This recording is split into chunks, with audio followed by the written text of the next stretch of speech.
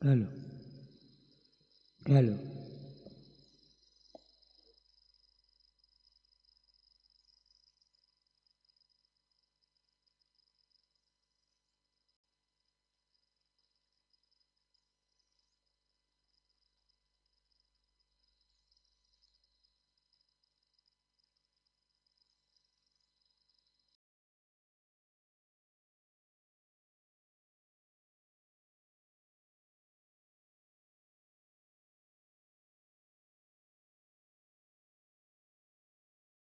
Hello. Hello.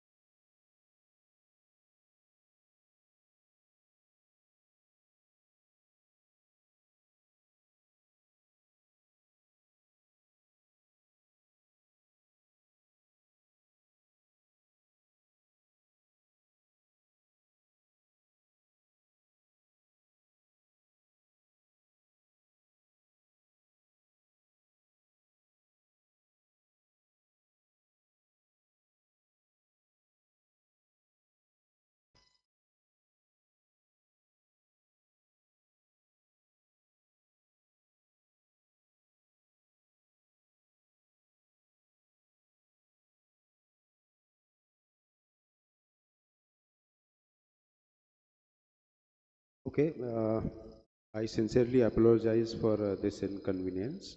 We will start the plenary session, and I first uh, invite Ms. Dipti Kataria, Madam, uh, President of Indian Community Association in Egypt. We are eager to hear about the Indian diaspora experience with cultural syncretism. Please, ma'am.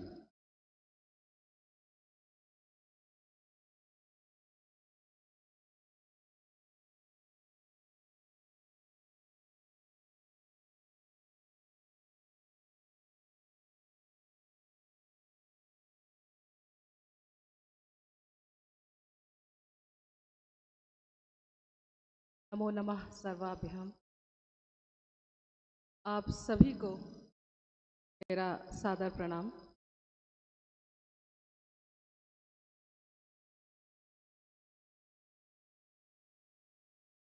सभी को सादर प्रणाम और कुछ young students हैं उनके लिए जय जोहार। उन्होंने मुझे कल ये सिखाया था। Anyway, last evening we were, am I echoing too much? बहुत एको आ रहा है क्या? ठीक है। Last evening we all enjoyed the musical performances.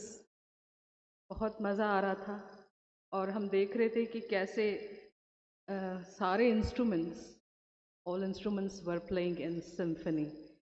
There were hundreds of instruments playing together, but they were playing in symphony. So, and if they do not play in symphony, what happens is chaos.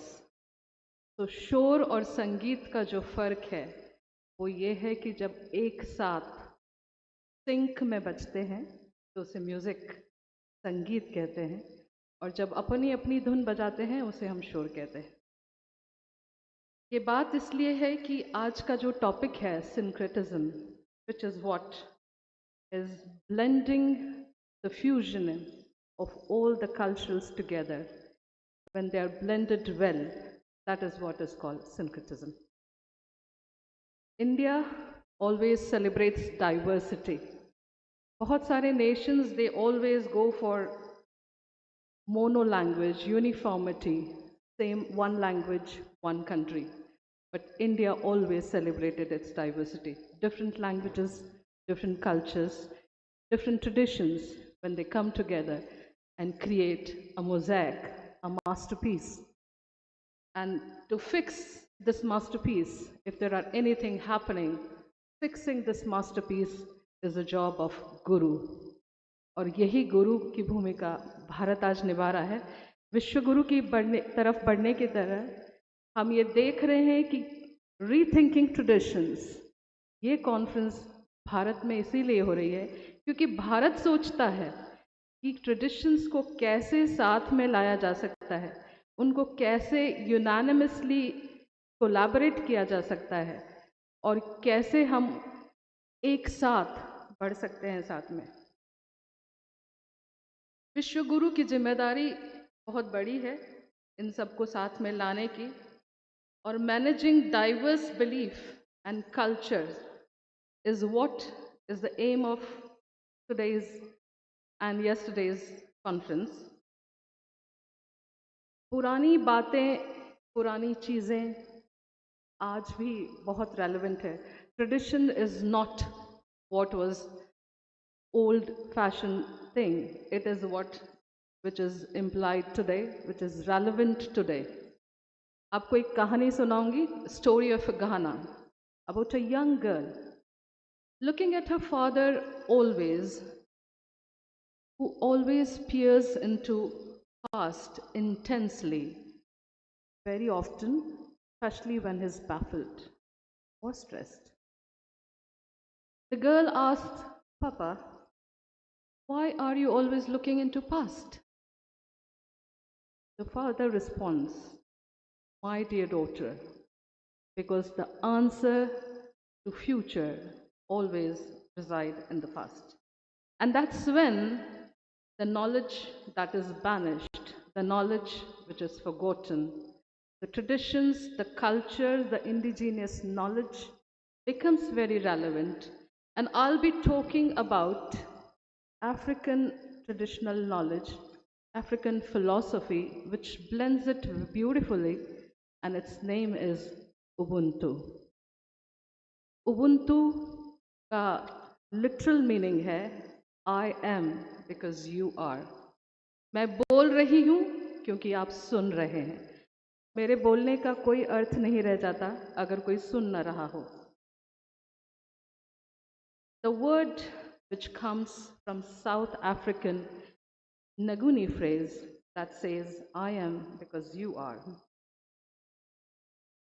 If we think deeply, the existence of mine only happens because there is an existence of yours. It gives a deep sense of interdependence. It encapsulates beautifully the sub-Sahara African ideas. This philosophy underscores the importance of communal existence. We can coexist together even though we are different, and that's what is the essence of the philosophy Ubuntu. It's not just old philosophy or any philosophical thought, it's also a social awareness, a consciousness of the others, a consciousness of the fact that we all have responsibility to ourselves as humans, and towards the world around us. The totality of the environment is what this Ubuntu encapsulates beautifully. For example, if we understand 30% of the crops in world needs bee pollination or cross pollinations from bees. If human decides or destroys bees, then they are actually destroying themselves. अगर हम उन्हें मार देंगे तो हम कहीं ना कहीं अपने आप को भी मार ही रहे हैं. This principle of coexistence implies that we are not just coexisting, we are also co-creating, we are co-creators. वेदांत में भी, वेदांत के स्टूडेंट हूँ, वहाँ पे भी ये कॉन्सेप्ट है कि आप में और मुझ में एक ही ब्रह्म रहता है. It's not about you and me. एक सुंदर सुभाषित मुझे याद आ रहा है. भारत में हम वसुधैव कुटुंबकम ये बहुत सुन रहे हैं. उसका सुभाषित इस तरह से है, अयम निजः परोवेति गणना लघुचेतसाम उदार चरितानाम वसुधैव कुटुंबकम. ये मेरा है, ये आपका है. ये छोटे चित्त वाले लोग सोचते हैं, बड़े चित्त वालों के लिए वसुधैव कुटुंबकम, पूरा संसार एक परिवार है. ये थॉट है, और ये थॉट ब्यूटिफुली एक्सप्लेन किया गया है भारतीय शास्त्र में, और at the same time it's beautifully explained in African philosophy including Ubuntu, Yoruba, Enka. ऐसे समय की सीमा होने की वजह से सभी को बहुत डिटेल में एक्सप्लेन नहीं कर पाऊंगी, लेकिन योरोबा कॉन्सेप्ट में ऐसा है, सो बी इट, जैसा हो रहा है वैसा होने दीजिए. ये थॉट है, so be it, everything will be fine. एनकारा कॉन्सेप्ट भी इसी तरह से है. अकान फिलॉसफी भी इसी तरह से बात करती है कि हम जो चाहें ज़रूरी नहीं है कि वो हो, लेकिन जो हो वो सबके लिए अच्छा हो, ये होना चाहिए. तो this philosophy is been celebrated across Africa. जहाँ पे भी सनातन संस्कृतियाँ थोड़ी बहुत रह पाई हैं, वहाँ सभी जगह ये थॉट को इनकैप्सुलेट किया गया है. ICCS भी कहीं ना कहीं इसी फिलॉसफी को, जो कहते हैं मिता कोए ओया सीन, वी आर फैमिली, इसी कॉन्सेप्ट के साथ आगे बढ़ते हैं. The principle of coexistence is what Ubuntu encourages. This personhood moves beyond human to human relationship, rather it goes further and emphasizes on relationship of interdependence of each and everything that exists in this universe. There is a beautiful saying from Francis Thompson, वो कुछ इस तरह से है कि you cannot pluck a flower without disturbing a distant star. आप एक फूल भी तोड़ेंगे तो आप कहीं ना कहीं एक बहुत दूर के तारे को भी डिस्टर्ब कर रहे हैं. आप इससे समझिए कि कितना इंटरकनेक्टेडनेस इस यूनिवर्स में है, और हमारे एल्डर्स ने इसको इतना ब्यूटीफुली समझा और समझाया है. अफ्रीका में ये कॉन्सेप्ट कई नामों से हैं, उबंटू जिसका मेन है. While South Africa, as you all know, when they were repressive past and democratic dispensation से जब वो निकल रहे थे, thinking about how to move society forward and how to reconstitute the South Africa, Archbishop Mr. Desmond Tutu, उन्होंने इस philosophy का सहारा लिया था, और उन्होंने कहा let's dig into past and find a value system that can help people to achieve redress, restorative justice, and also healing. Like many other parts of the world, Africa's indigenous knowledge system teaches us that there is a value in these knowledges. And if, और ये concept हम Africa studies centre, जिसको मैं यहाँ represent कर रही हूँ, हम हाईलाइट करते हैं अफ्रीका के ट्रेडिशंस को, उनके नॉलेज सिस्टम को, उनके बिलीफ को और उनकी बिलीफ की आज रेलेवेंस को अपने प्लेटफॉर्म पे और यही काम पिछले कुछ सालों से हम करते आ रहे हैं और इसी काम को आगे बढ़ाते हुए हम ये मानते हैं कि if there is a value in these knowledges and if we want to reimagine the society of the future, then a system like Ubuntu can teach us about our mutuality, our conviviality as a person. भारतीय शास्त्र में एक बहुत सुंदर ऋचा है, ऋग्वेद में लिखी हुई है। उसका अर्थ कुछ इस प्रकार से है कि हम सब साथ चलें, साथ बोलें, हमारे मन एक साथ जुड़ें, हमारे मन एक साथ रहें। और वो ऋचा कुछ इस तरह से है, संगच्छध्वम संवदध्वम संभो मनांसी जानताम देवा भागम यथा पूर्वे संजानाना उपासते। और with this note, I'll give myself a pause and I wish to congratulate everybody and thank you everyone. Namaskar.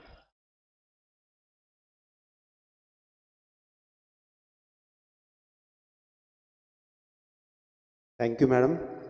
आपकी बात बहुत इम्पोर्टेंट है हमारे लिए कि जो हो रहा है, जैसा हो रहा है वैसे ऐसे होने दो, बहुत ही ज़्यादा इम्पोर्टेंट है। Thank you for boost up. Now I invite miss Anita Bose. she is author, writer and guide at National Museum, Bangkok, Thailand. So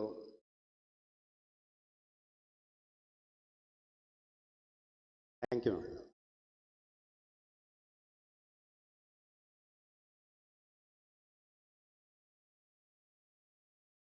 Namaskar to all of you.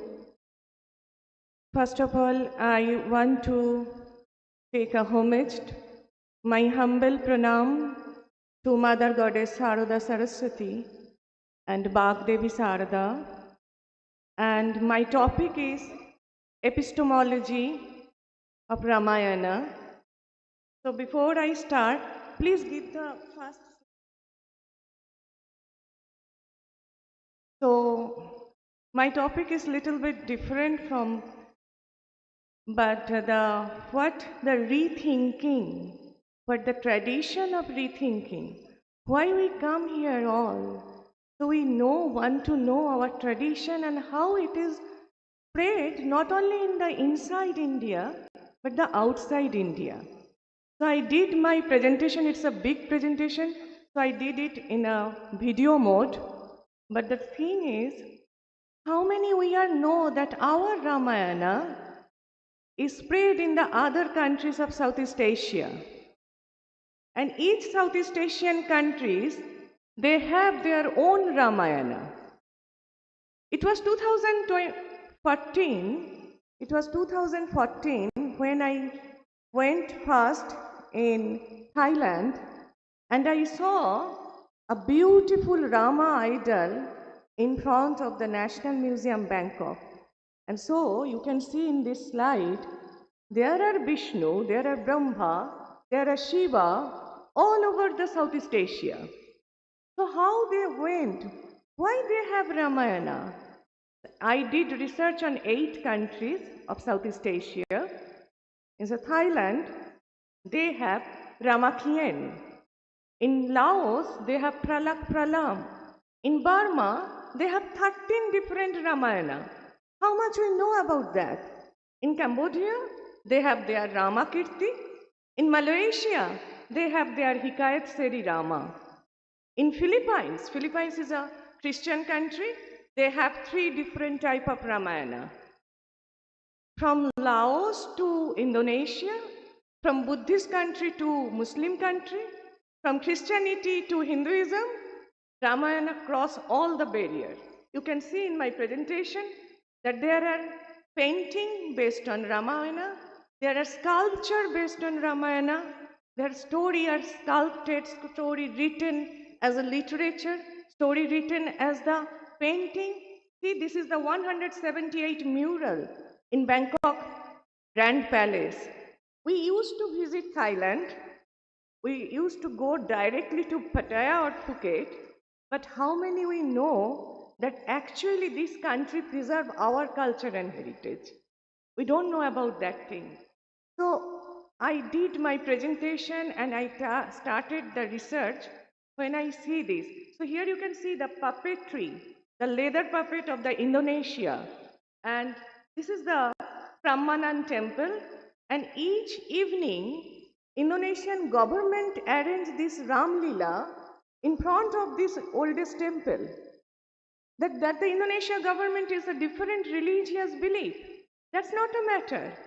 I remember one incident, Swami Ranganathananda ji of the Ramakrishna Mission, he went to Indonesia, and after the international conference, the government arranged the Ramayana, which is known as the Hikayati Sri Ramayana or the Ramakiyan, like that. And then the people asked that, oh, this is a Hindu epic.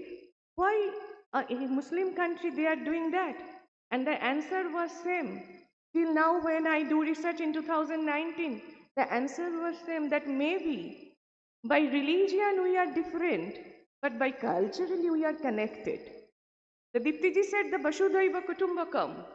So this university did a beautiful work from the last morning. We are seeing that how to connect the tradition, how to connect the rethink about that. And this is the thing. But our history book never tell us. Our study never give us this knowledge that your culture, your heritage are actually celebrated by so many countries. Here you can see the Malaysian cave.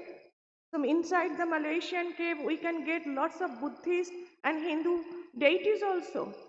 So after 1970, the Malaysia is little bit changed for their some rules, but the rest of the country, they still played. This is the Burma, and how many we know that Burma had 13 different type of Ramayana. They have Ramayana play, Rama Jatra. In Bengali, we said Jatra, they said Yatta. They have Rama Thiri. Thiri means the word Sri. Because the Southeast Asian language, actually it's an amalgamation of the Pali, Sanskrit, Tamil, and few are the Bengalis also. So this is a beautiful amalgamation. So how it happened? We all know about the maritime route. So it is not only the traders went there, the Brahminism went there. So you can get a beautiful sun temple from the 6th century in Sithep. The name also see the Sithep. Sithep means Sri Dev, and that is from Thailand too.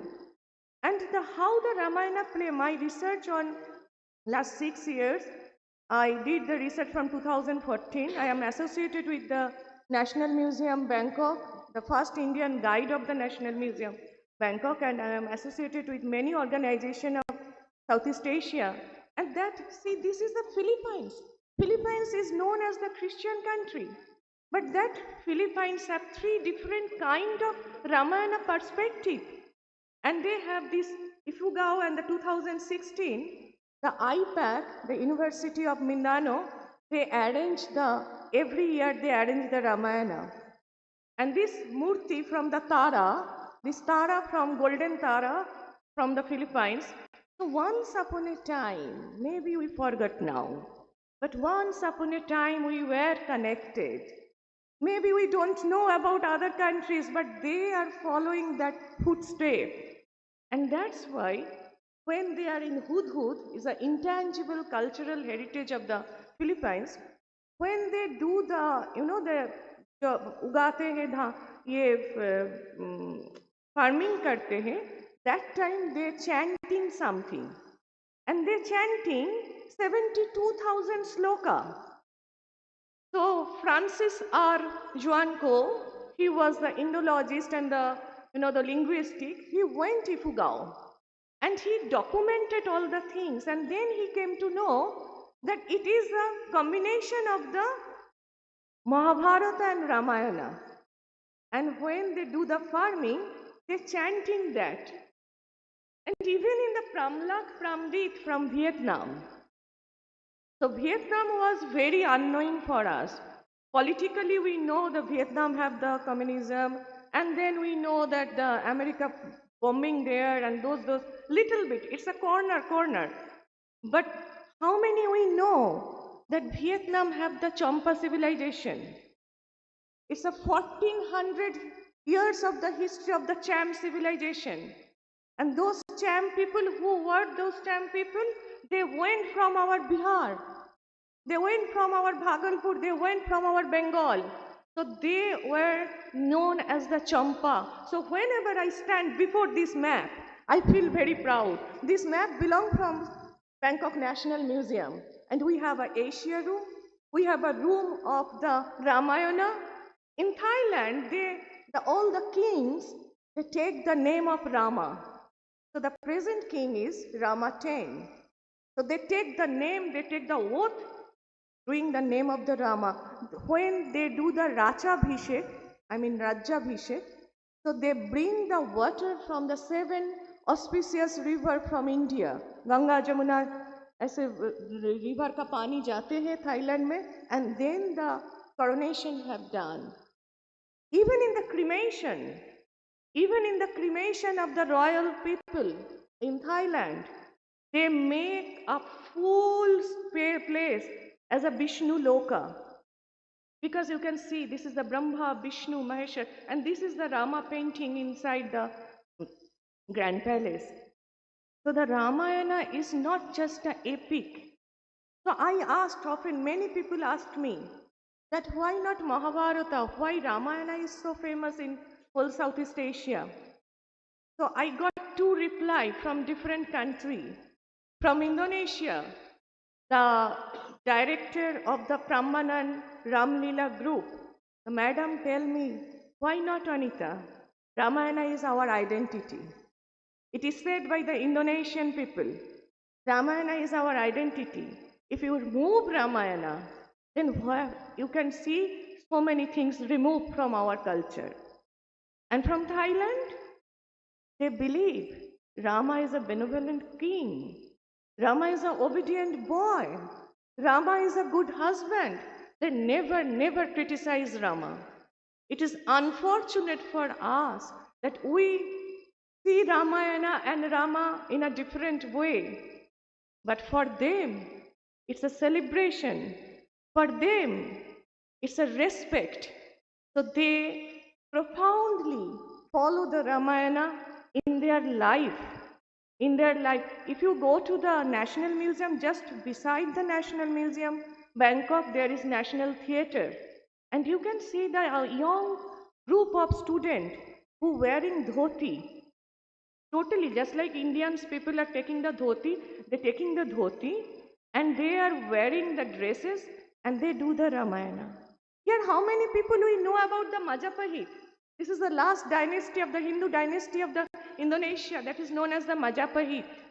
How many know? We know about the Pallava, we know about the Cholas, but they adopted it, they localized it, they celebrate it, and they live it in this way. It is 2026. I went there in 2014. So last 11 years, I can see this culture, the Valmiki temple in Cambodia. How many we know about that? Even in the Cambodia, when you have something problem in your family, you went to the Buddhist monks, and Buddhist monk will chanting either from Tripitaka or either from Ramakien or Ramakirti, and they put a small, like a lakri bolte hai na, there's a small lakri. So they will chanting, and sometimes they put the lakri in that book, and if the page tell the story of return of Sita, that means your problem will be solved. If the page is connected with the Ravanas or the war, then that means it will be not so easy. So this is in their daily life. So I will request to all of you, this is my journey from last many years. I trying to go every place. I trying to reach all the 8 countries, meet people, take lot of interview. These all the pictures almost from my own camera. I do the field work, and this is the celebration.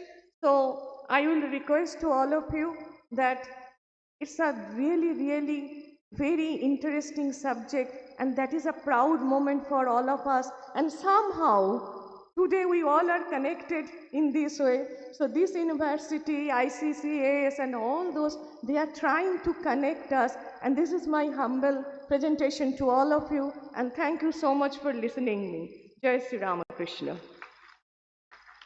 And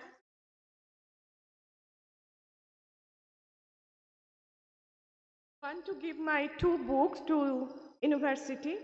So if someone can take it. So this is one is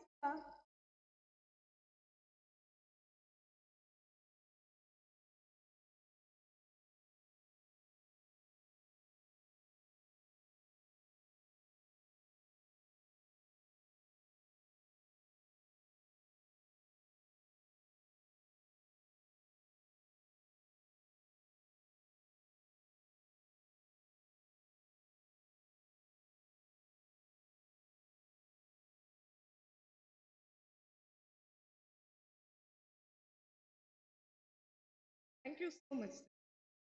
So I will be very happy that the students and the researcher and this book can help to the many people who want to know. And so this is my kind, a small gift to the Guru Ghasidas University. Thank you. Thank you, ma'am.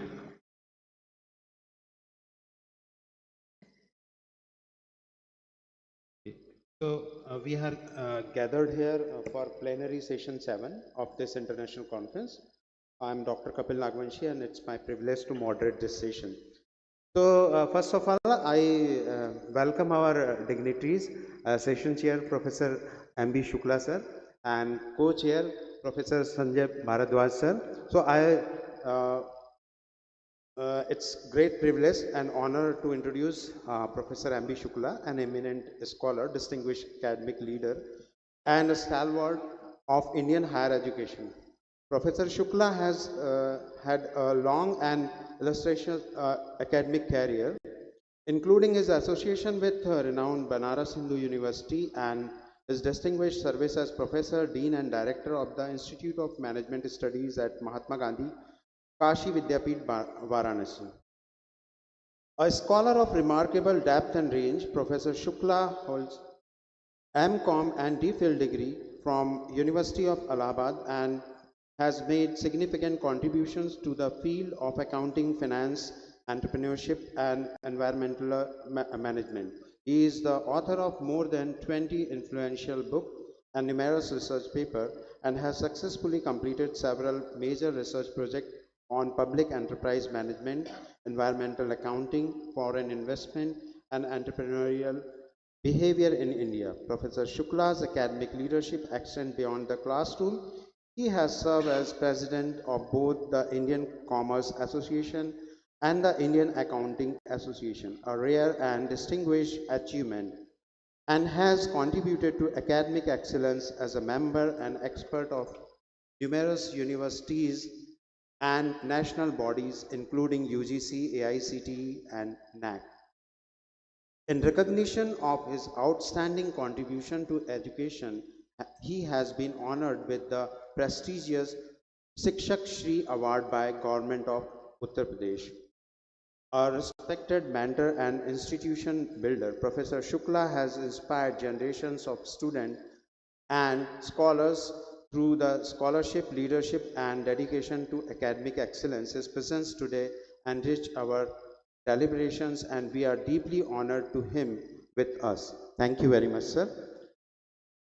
Now, I would like to introduce our session co-chair, Professor Sanjay Bharadwaj. It is a matter of great honor and privilege to welcome Professor Sanjay Bharadwaj of Center for South Asian Studies, School of International Studies, Jawaharlal Nehru University, New Delhi.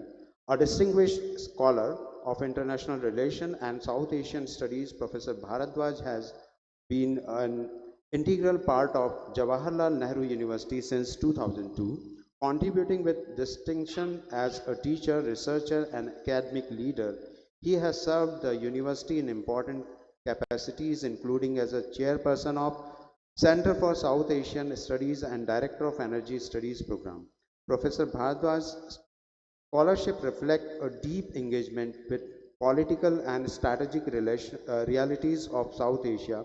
His research encompasses India's foreign policy, religion policy, politics, and security, regional cooperation, and energy security, with particular emphasis on India's relation with Bangladesh and its neighboring countries.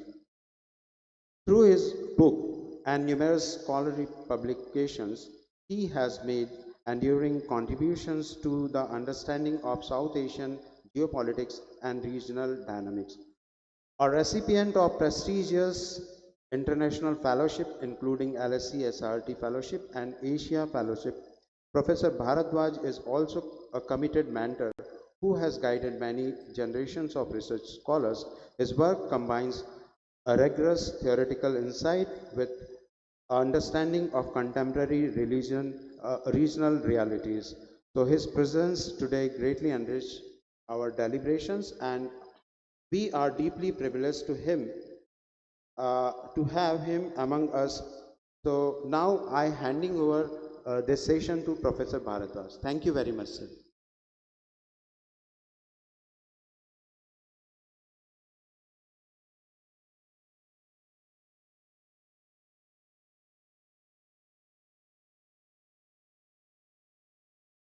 Hello. Yeah. Good morning, all, and thank you very much for your kind introduction.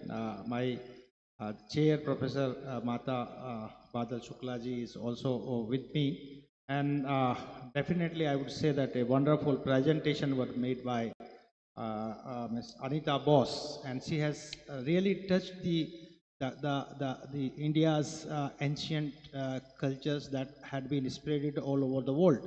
Particularly, what she has been referring about the linkages towards the Southeast Asian countries, and you correctly pointed out whenever you are going to Singapore, Cambodia, Indonesia, Bali, and all that. Like Singapore is there is no line in Singapore that is having very close link to India.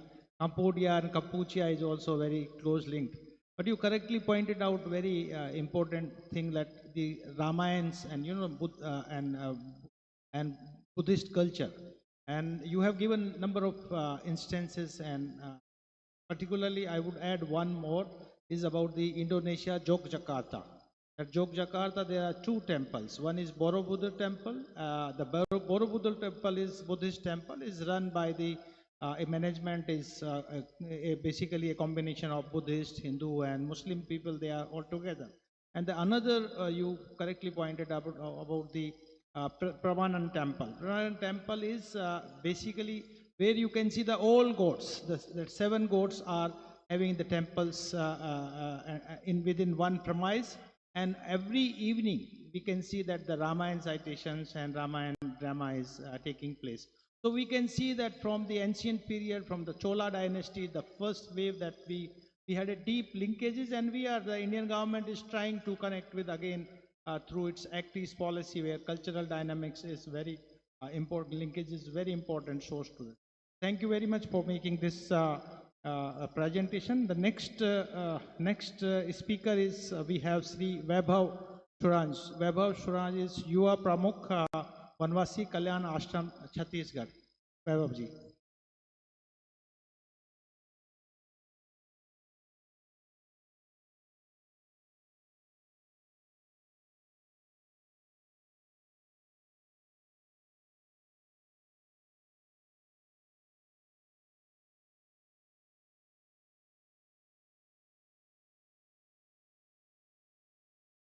हो गया। आज के इस session में मंच को chair कर रहे आदरणीय शुक्ला जी, को चेयर आदरणीय संजय भारद्वाज जी, विश्व भर की अलग अलग ट्रेडिशंस को बचाने की चिंता को लेकर विश्व भर से आए हुए सभी अतिथिगण मंच पर बैठे हुए हैं, मंच के सामने भी बैठे हुए थे सारे बंधु भगिनी। रीथिंकिंग द ट्रेडिशंस, ऐसा लग रहा है कि जो कुछ सोचा गया था उसमें कुछ कमी है, या सोच के जो कुछ हमको बताया गया है उसको वापस सोचने की जरूरत है। कुछ तो लोगों ने सोचा है ज़्यादा ऐसा है जो कुछ लोगों ने सोच के हमको बता दिया है। ऐसा लगता है जब हम अपने ट्रेडिशंस को देखते हैं। विश्व भर में इस प्रकार का प्रवाह चले हैं पिछले 2000 वर्षों में, उसमें विश्व की विविधता को समाप्त करने का प्रयास किया गया है। अलग अलग प्रकार के ट्रेडिशंस थे जो लोक कल्याण के लिए थे, प्रकृति की चिंता करने वाले थे। उनको कुछ लोगों ने समूल नष्ट करने की कोशिश की है। लेकिन भारत में कुछ विशेषता रही है। भारतीय दर्शन ने हमेशा विविधता में एकता का सम्मान किया है। एक ही ब्रह्म को सब में देखा है, इसलिए शायद कुछ ट्रेडिशंस बचे हुए हैं। लेकिन उन लोगों का असर हमारे ऊपर भी काफी पड़ा है। विशेषकर जिसको हम कॉलोनाइजेशन कह रहे हैं, उस समय का असर भारत में भी इतना ज्यादा पड़ा हुआ दिखता है, जिसके कारण ऐसा लगता है कि अलग अलग प्रकार की जो संस्कृतियां हैं वो समाप्त होती जा रही है। कुछ समाप्त हो रही है, कुछ समाप्त होने की कगार पे। उनके बारे में अगर सोचा नहीं गया, ठीक से रिसर्च नहीं हुआ, उसके ऊपर ठीक लिखा नहीं गया, तो हो सकता है कि बाहर के इंटरवेंशन में वो ट्रेडिशन भी समाप्त हो सकते हैं। उसमें बहुत सारे नॉलेज सिस्टम भी है, बहुत संस्कृतियां हैं जो कैसे रहना है, प्रकृति की चिंता कैसे करना है, लोक कल्याण क्या हो सकता है, विश्व बंधुत्व क्या हो सकता है, कम्युनिटी लिविंग किस प्रकार का हो सकता है, कोई अगर संकट में पड़ा है तो सबने मिलके उसकी सहायता कैसे करना है। ये जो चीजें दिखती हैं वो आज के प्रवाह में समाप्त होती हुई दिख रही है।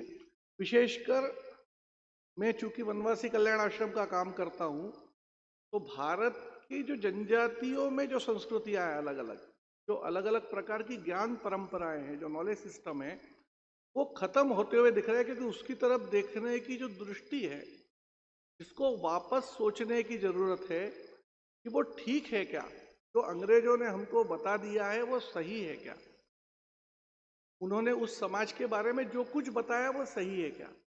आज के सेशन में समय कम है, इसलिए कुछ बातें उदाहरण के रूप में मैं रख सकता हूँ। छत्तीसगढ़ में माड़िया जनजाति है, उनको लोग कहते हैं कि ये अति पिछड़ी जनजाति है, शब्द प्रयोग यही होता है।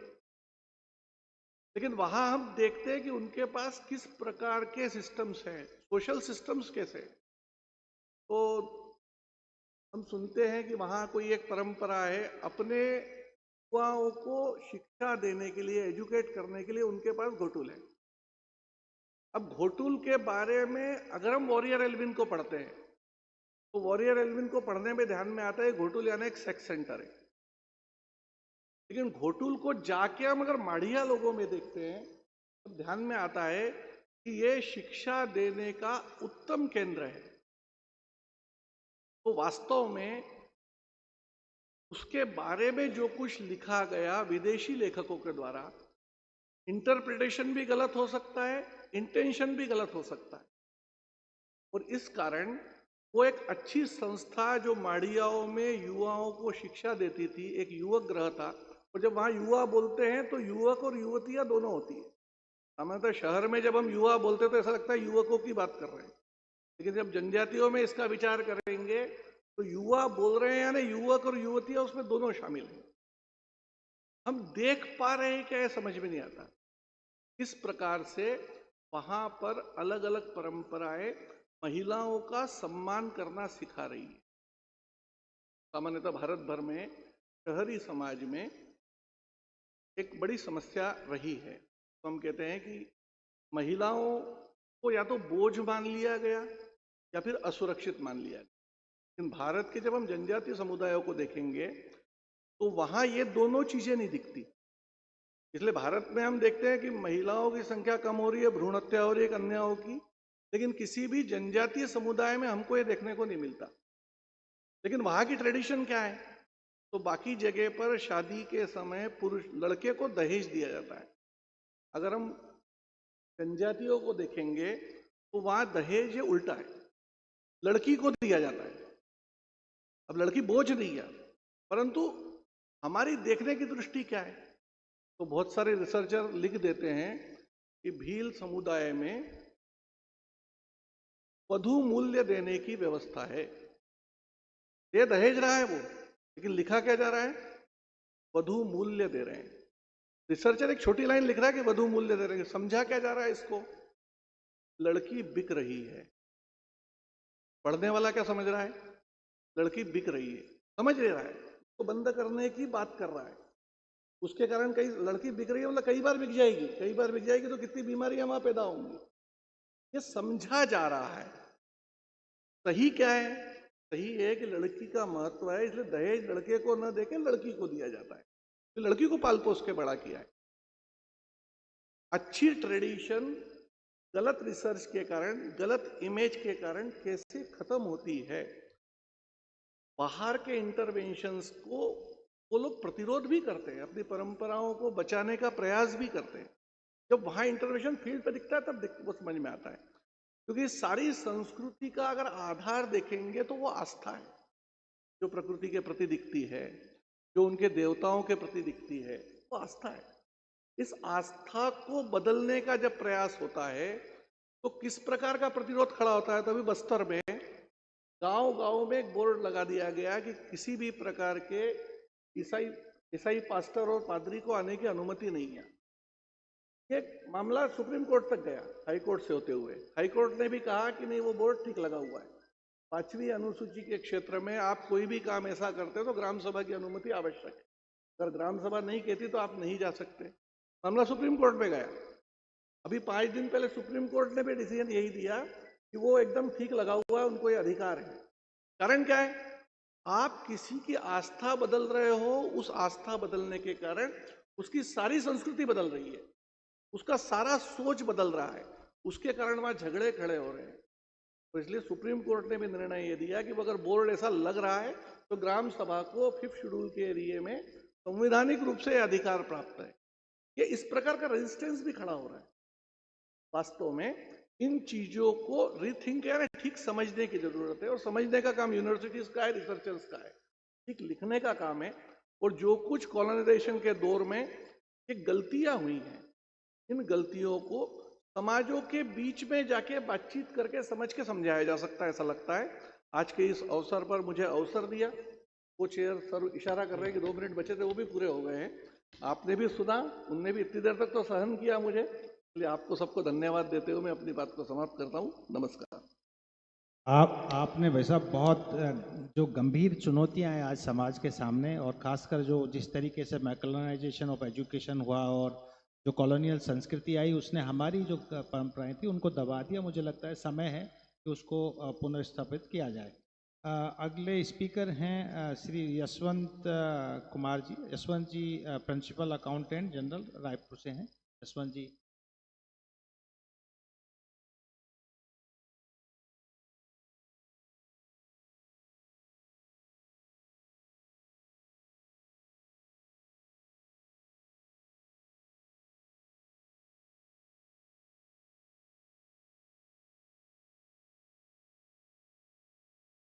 नमस्कार।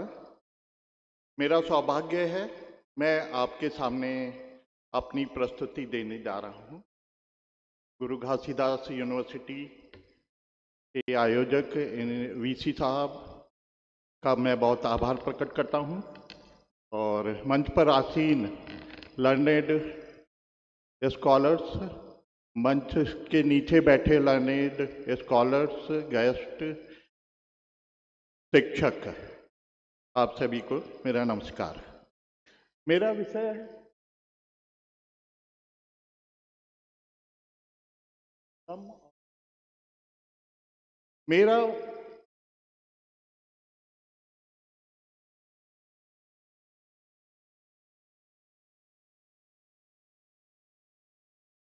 मेरा विषय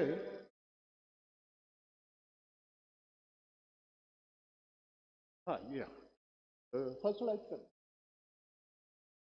टाइटल। मेरा विषय है ब्रह्म और Abrahm, impact on global order and India. तो जो इस कॉन्फ्रेंस का थीम है, उस कॉन्फ्रेंस की जरूरत ही क्यों पड़ी? तो इसके रीजन के विषय में मैं बताना चाहूँगा कि क्या विक्टिमाइजेशन हुआ। तो यस, सभी स्पीकर ने बताया विक्टिमाइजेशन हुआ। क्यों हुआ ये विक्टिमाइजेशन, मैं इस विषय पर थोड़ा प्रकाश डालना चाहूँगा। तो एक विचार अल्टीमेट रियलिटी के बारे में है ब्रह्म, ये भारत का विचार है, और उसका ही एक अपोजिट विचार है अब्रह्म। जो ब्रह्म को नहीं मानता वो अब्रह्म को मानता है। तो ब्रह्म क्या है?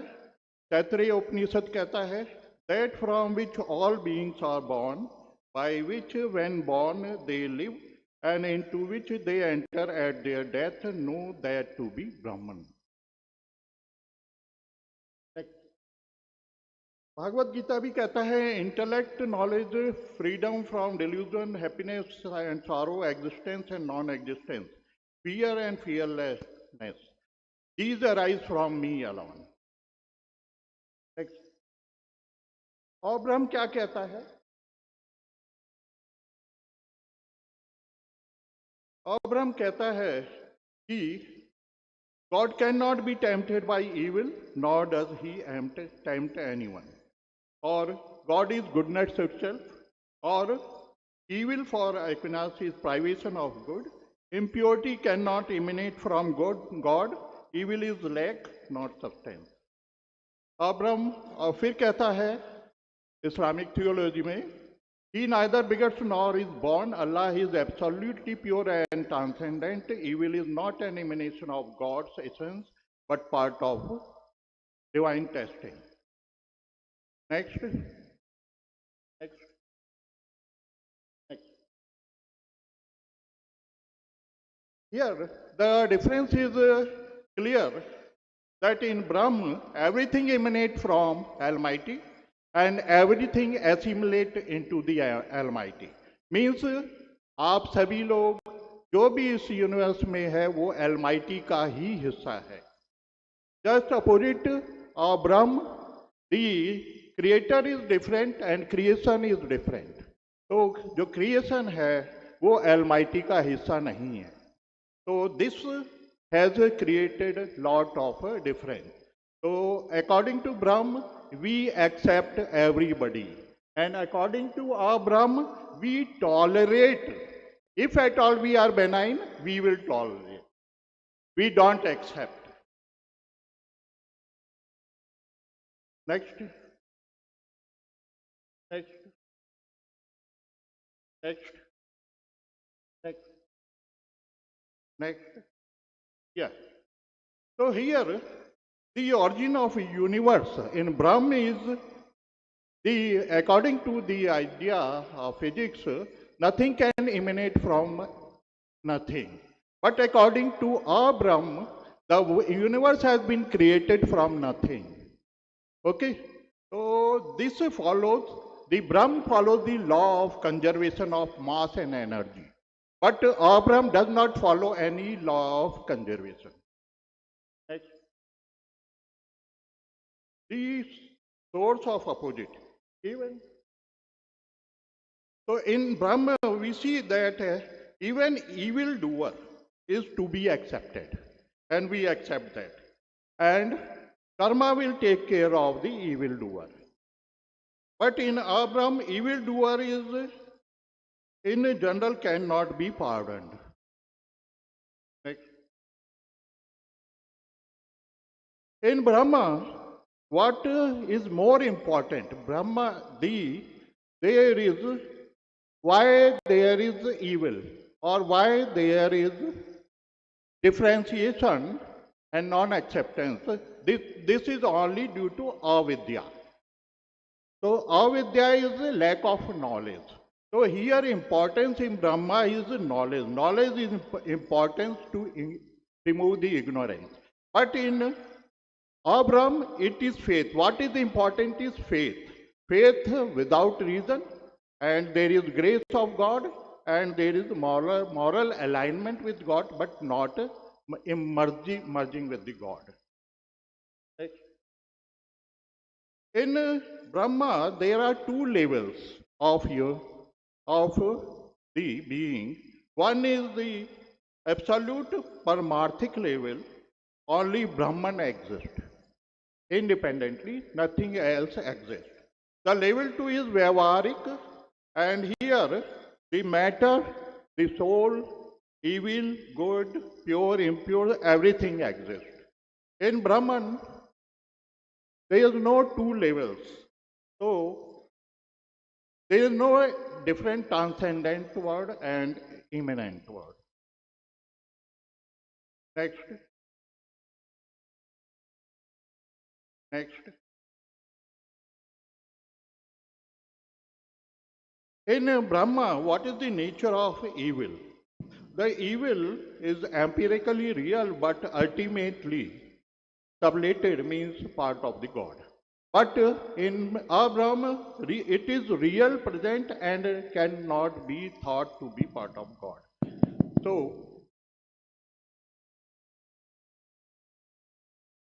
we have seen this two different concepts. What has been the consequence? Here we have seen that there is concept of blasphemy and violence. In Brahma, the truth is ultimately transcendent, but in Brahma, truth is exclusive. And violence there is rare in Brahma, and violence there has been historically central to the Brahma. So what we have seen that there has been some changes in Brahma theology, and in Europe it has transcended from religious war to political exhaustion and secular sovereignty. But in Middle East, it has not happened. There has not been separation of religion and politics. So this impact of this is that there has been forced conversion due to Abraham thought. And this forced conversion has led to lot of destruction of the civilizations. And here in Brahma we have law of karma, and in Brahma there is divine mercy. So these two concepts does not they have different implications in law of karma.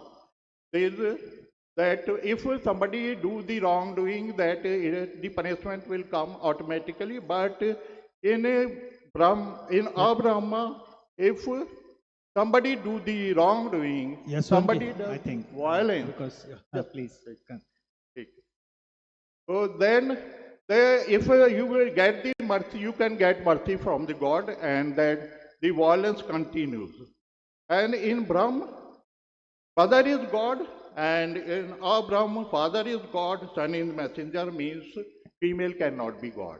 So all these have been great implication on the behavior of one civilization and other civilization, and this is the main reason of the conference we are discussing various subjects. Dhanyavad. Namaskar. Thank you, Yaswanji. Very important points, the Ekatamvad, that I can see in the spiritual world, it is universalism, and in the materialist world, it is multiplex. So thank you very much for making this point. I request Professor Vani Lathukar, please. She is Swami Ramanand Tirth, Marathwada University, Naned.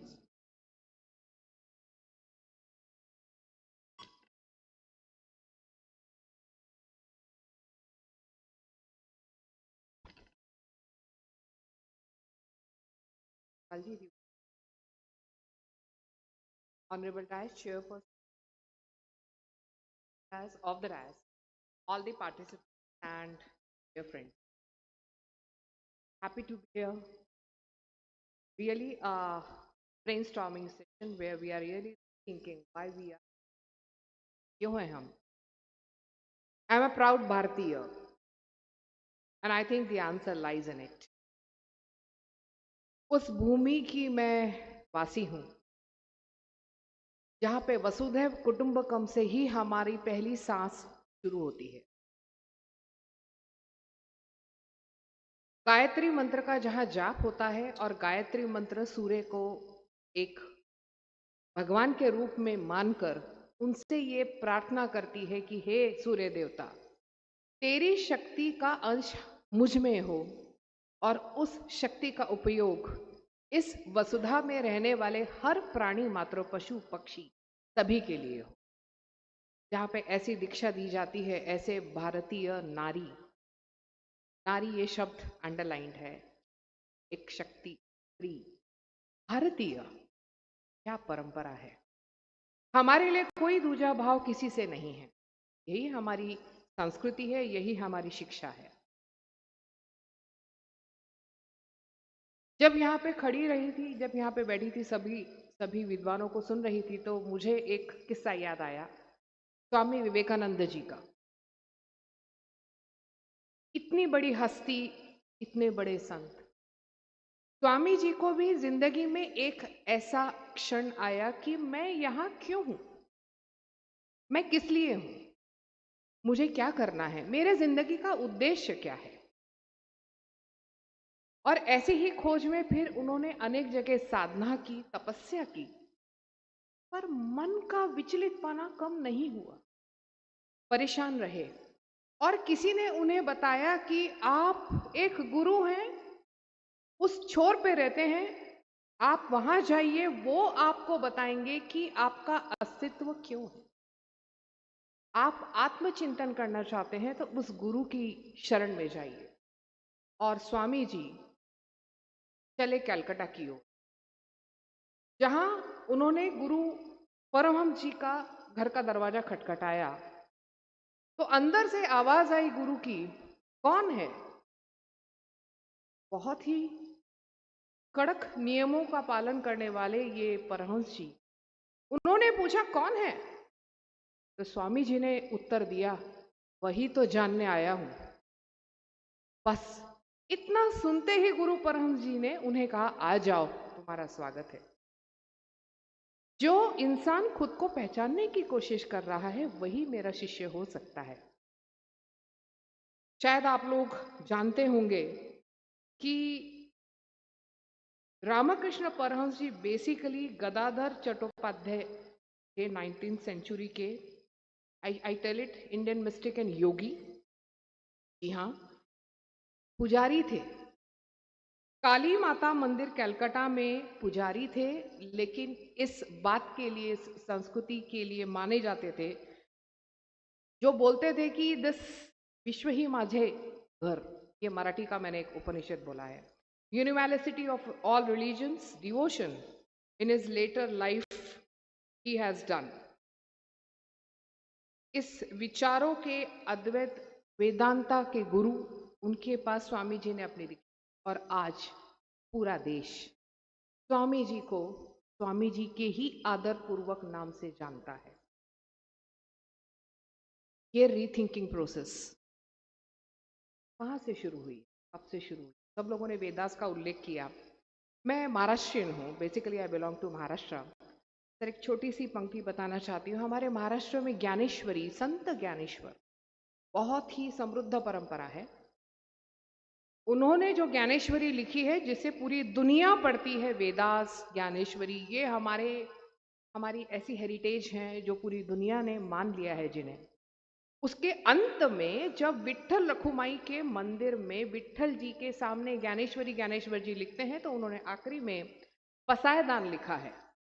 Pasayat दान ये मराठी शब्द है, पसाय means प्रसाद, दान यानी हे विट्ठला तू मुझे दान दे। और इस पसाय दान की जो पंक्तियां हैं, उसमें से सिर्फ पहली 4 पंक्ति मैं आपको बताऊंगी, जिसका मीनिंग, ये पूरे थीम उसमें ऑलरेडी समाविष्ट है। आता विश्वात्म के देवे, जेने वाद यज्ञे तोषावे, दोषो निमज द्यावे, पसाय दान है। इसका मीनिंग, हे विट्ठला, हे भगवान, हे शक्ति, मुझे ऐसा प्रसाद दीजिए दान में कि जिसमें ये पूरा विश्व मेरा घर है, मेरी हर सांस, मेरी हर क्रिया, ये पूरे विश्व के काम में। विश्वात्म के देव में पूरे विश्व की एक ही देवता है, एक ही शक्ति है जो हर प्राणी मात्र को चला रही है। और इस मित्रत्व की भावना हर पृथ्वीवासी के लिए, हर एक के मन में जागृत होने दे, ये पसायदान का मूल है। कहां से शुरू है? सबके लिए आदर, सबके लिए आदर मेंशन किया गया है उसमें। और आज हमारा टॉपिक भी शायद उसी के बारे में रीथिंकिंग है, hybridisation, syncretism and cultural resistance. इस सेशन का मूल वो है। सिंपल मीनिंग्स हैं। When I talk of syncretism, it basically is amalgamation of the beliefs. Different religions, different forms, different traditions. Naturally, they are going to encounter each other. But what are their peculiarities and how do they amalgamate? Syncretism all talks about it. Hybridization refers to the process in which all the distinct social practices, I should say cultures, objects, they come together and combine to create a new. कुछ नया बनाने के लिए एक third space create की जाती है। Cultural resistance, जी हाँ, ये थोड़ा सा it's a mechanism of the two parts only, लेकिन इसकी शुरुआत रेजिस्टेंस इस शब्द में ही है। Individuals and communities fight with each other, लेकिन एक मूल, हर कल्चर की प्योरिटी क्या सही है या नोशनल है। रिलीजन्स बदलते हैं, कल्चर्स बदलते हैं, लोकल ट्रेडिशन संभाले जाते हैं और ग्लोबल्स की तरफ ध्यान दिया जाता है। ये भारतीय की परंपरा है। ये तीनों शब्दों का सार यहाँ है कि हमारे एक मंदिर में वैष्णव और शिवास दोनों एक जगह हो सकते हैं, शिवा और शक्ति एक जगह हो सकती है।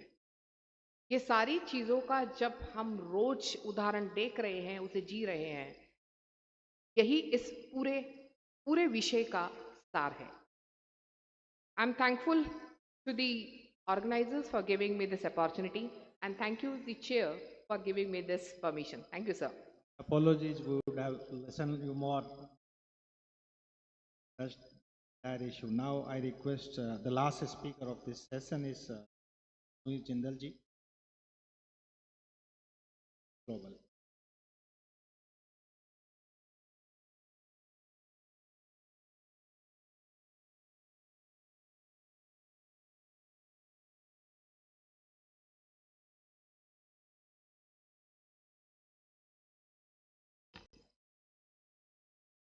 Respected Chair Sir and Co-Chair Sir, distinguished scholars and esteemed colleagues, सभी को मेरा सादर प्रणाम।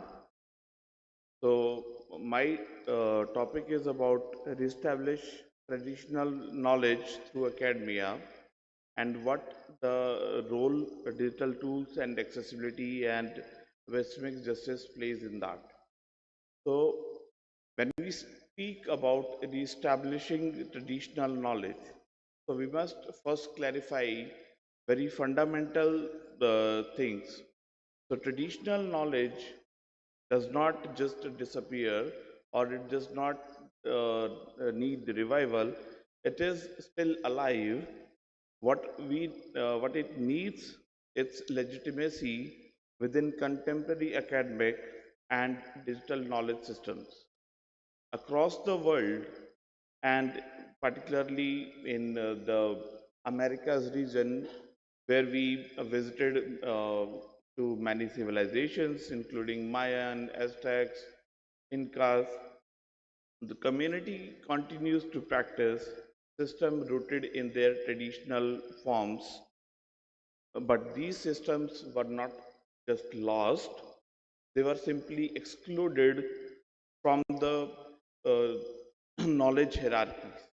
So today's question is not just preservation, it is recognition. So in digital humanities, beyond digitization, so digital humanities often begins with archiving. And what do we archive? Scanning manuscripts, recording oral histories, and creating repositories. These are important, but not sufficient. So if we digitize a ritual without understanding its cosmology, or record a seasonal agriculture cycle without mapping to its ecological intelligence. So what we are doing, we are just creating data but not knowledge. In digitization traditions in Mexico, so in the Mayan tradition, we have various calendars that they presented which synchronize agriculture cycles and with the cosmic rhythms.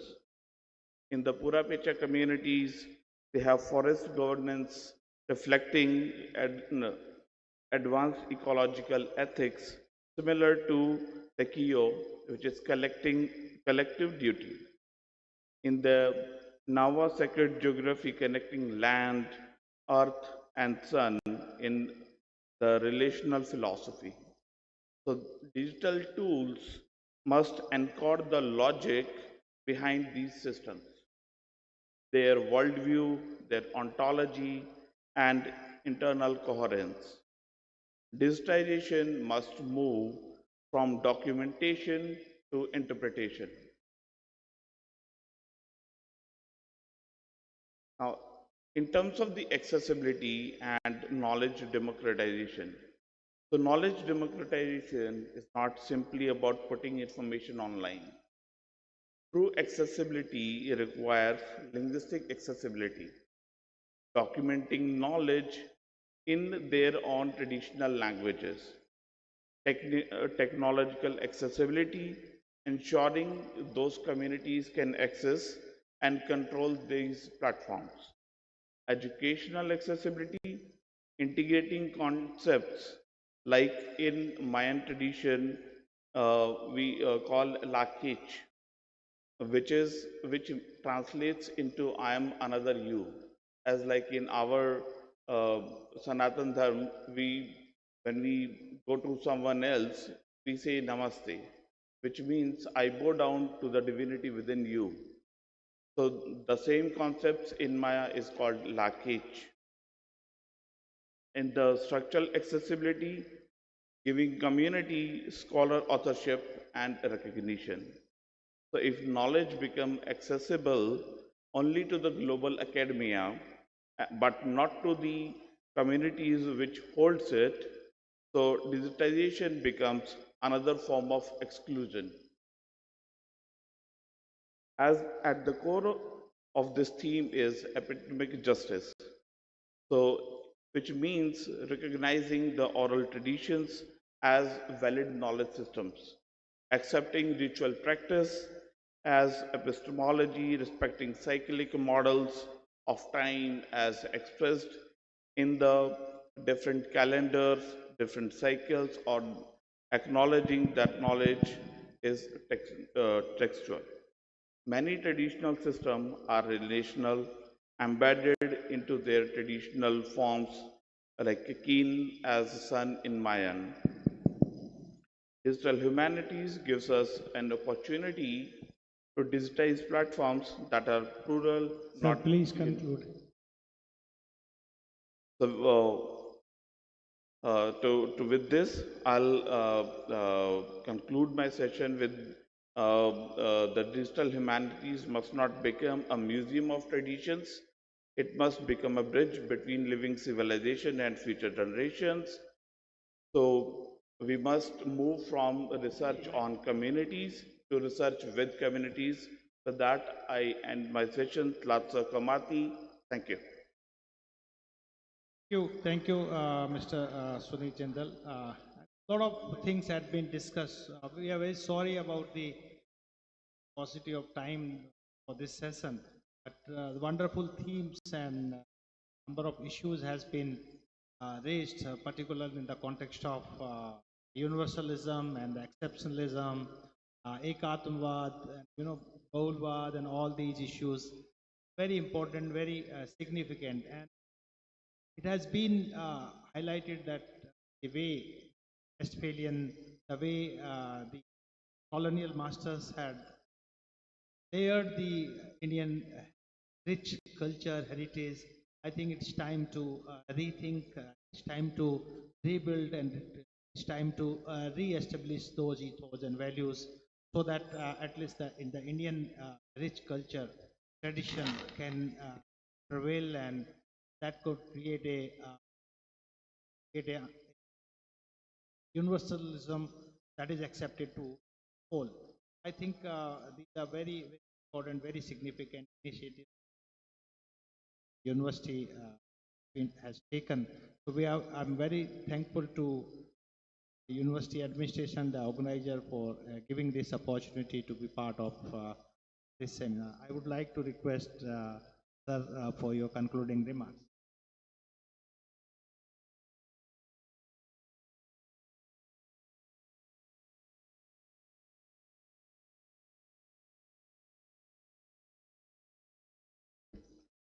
Dear friends, was cut short due to their program.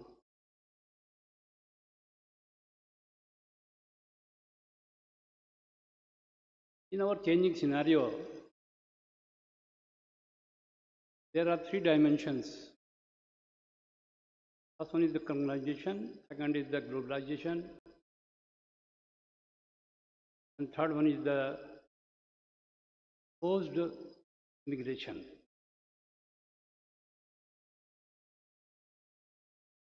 These are the three important factors which are affecting conventions, traditions, and cultural resistance. For example, in our Indian context, this example is the IT industry, where traditions are going on, but there is a change, and that is why there is a need for cultural integration, sociological integration. So our adjustments are necessary to be the changes in the traditions, because generation to generation there is continuity. There is a need for continuity in the generational approach. So with these remarks, I am grateful to Honorable Vice Chancellor Professor Alok Chakravarti for inviting me to chair the session. My thanks as also to Professor Bharat and our other speakers who have participated in the session. My thanks to all the academicians who are of the dais, because they have contributed their time and knowledge in the enrichment of the session. Thank you, sir.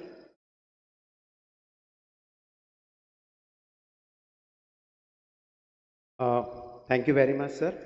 As we draw this session towards its conclusion, we wish to express our gratitude towards small token of appreciation. I request Professor R.S. Pradhan, sir, to present memento to our chair, Professor M.B. Shukla, sir. I request Professor Manoj Chaube to present a memento to our co-chair, Professor Sanjay Bharadwaj, sir.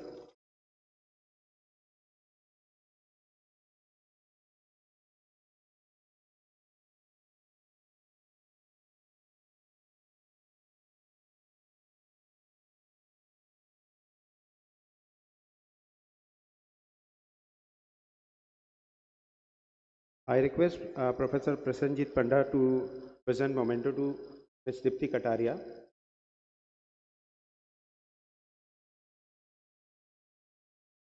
I request Ashish Patel ji.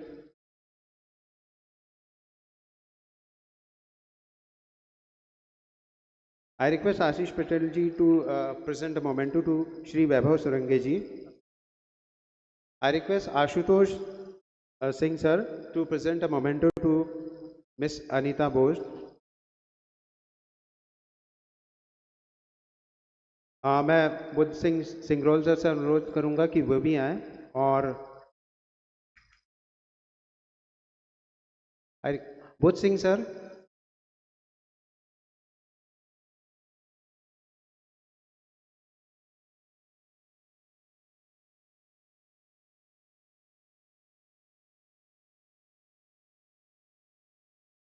I request Buddh Singh sir to present memento to Shri Ashwant Kumar sir.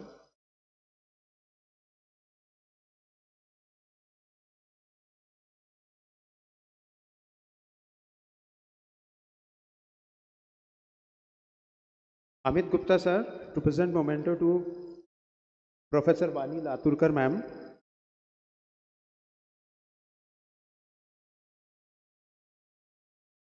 I request Shri Vinod Vishwakarma ji to present memento to Shri Sumit Jindal, Mexico ICCS Global.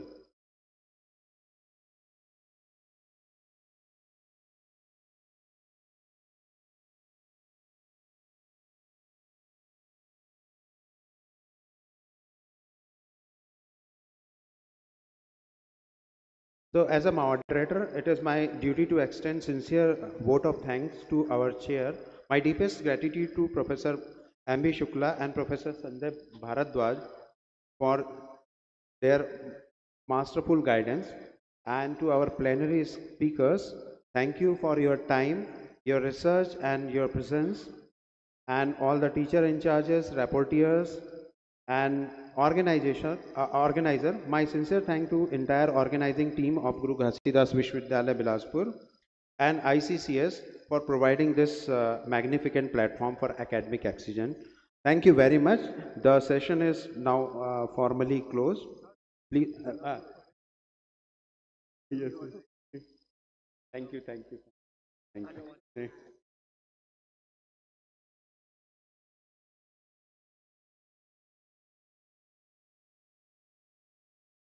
We will also take a group photo on the stage. Take group photo, please. Yes.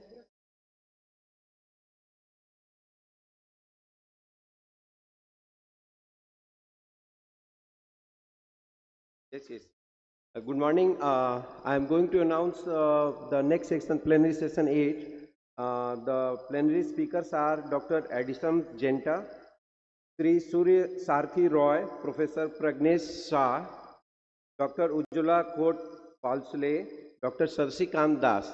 Please be prepared for next session. After Governor Sir sessions, that plenary session 8 will start. Thank you.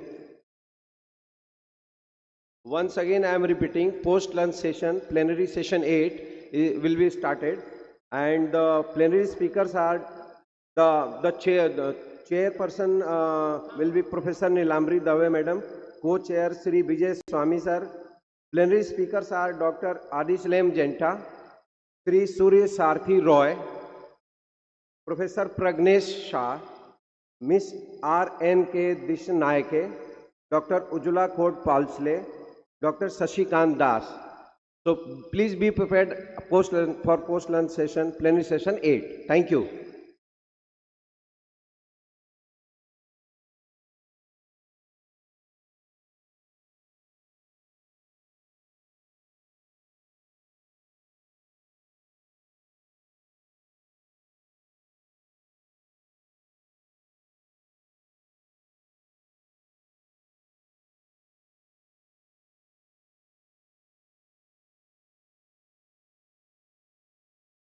And for plenary session 8, rapporteurs are Mr. Suman Meher, Ms. Shivani Pandey, Puskar Patil, and Saurav Rath. So do prepare the session after lunch. Thank you.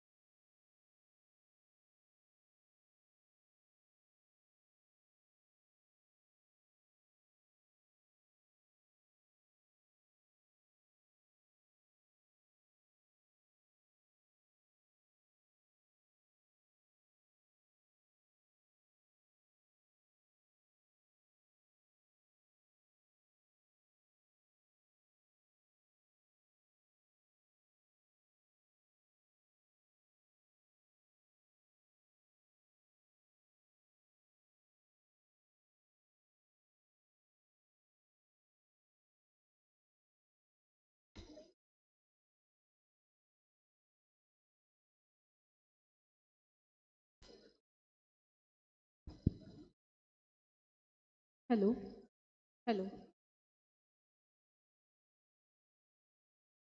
hello, hello, hello.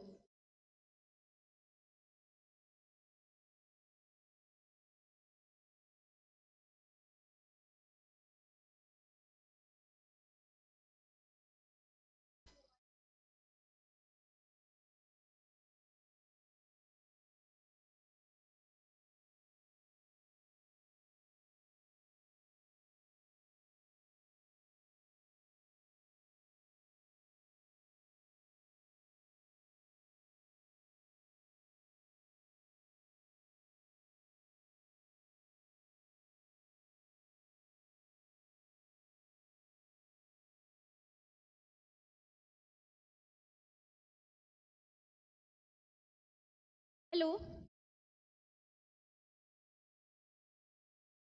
Hello, hello. Good morning, everyone. I request everyone to have their seats as soon we will be having our special session of this conference. I request everyone who are standing in front of this auditorium hall are requested to have their seats.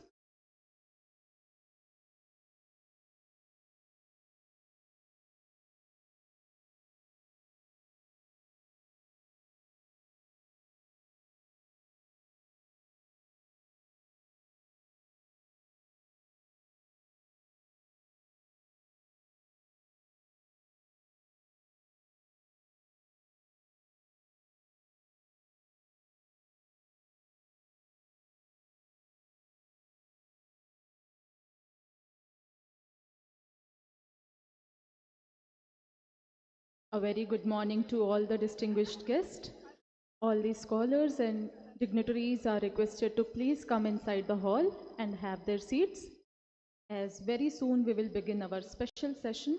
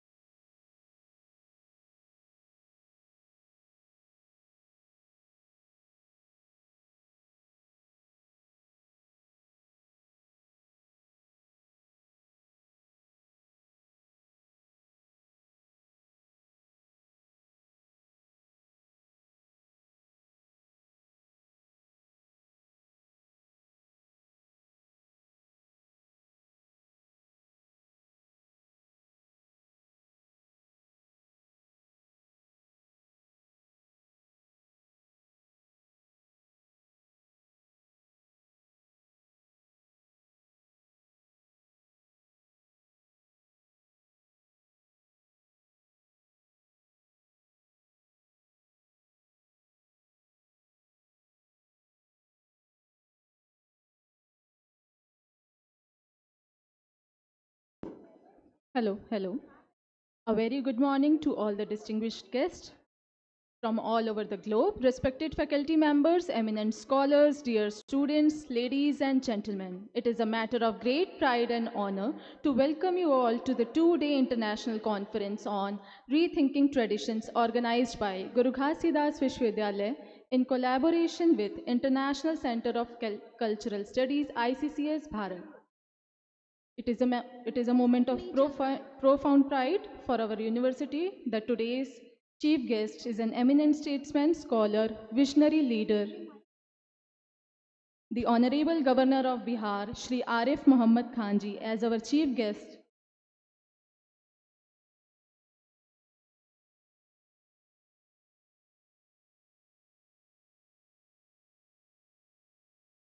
I am pleased to announce our Honorable Chief Guest, Shri Arif Muhammad Khanji. His Excellency and all our esteemed dignitaries have now arrived. Everyone are requested to please take their seats.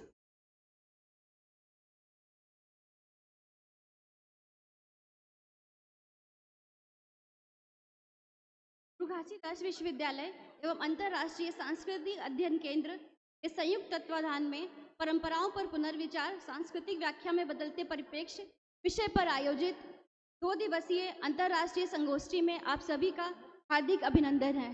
हम सभी के लिए अत्यंत गर्व का क्षण है कि इस कार्यक्रम के मुख्य अतिथि के रूप में बिहार के माननीय राज्यपाल श्री आरिफ मोहम्मद खान जी हम सभी के बीच उपस्थित हैं। कुछ ही क्षणों में मुख्य अतिथि हमारे बीच होंगे। आप सभी से अनुरोध है कृपया शांति बनाए रखें और अपना स्थान हॉल में ग्रहण कर लें।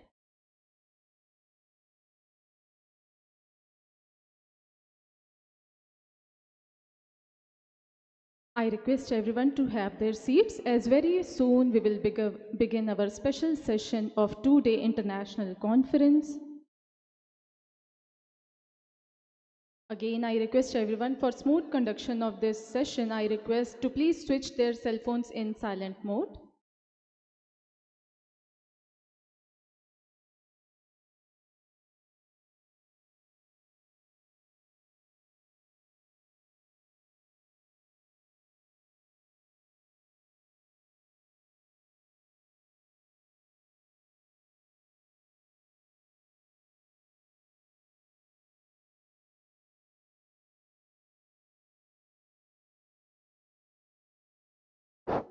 Hello check my test. नमस्कार। हम आप सभी को सूचित करना चाहते हैं कि हमारे आज के कार्यक्रम के मुख्य अतिथि महोदय माननीय राज्यपाल बिहार श्री आरिफ मोहम्मद खान हैं। कुछ ही क्षणों में कार्यक्रम का शुभारंभ होगा। हम आप सभी को सूचित करना चाहते हैं कि माननीय महोदय के मंच में आगमन के साथ ही सर्वप्रथम राष्ट्रगीत वंदे मातरम की प्रस्तुति की जाएगी और उसके ठीक बाद पुलिस परेड बैंड के द्वारा राष्ट्रगान की धुन बजाई जाएगी। इस पूरी अवधि में आप सभी को ये निवेदित किया जाता है कि आप सभी अपने स्थान पर खड़े होकर राष्ट्रगीत एवं राष्ट्रगान का सम्मान करें।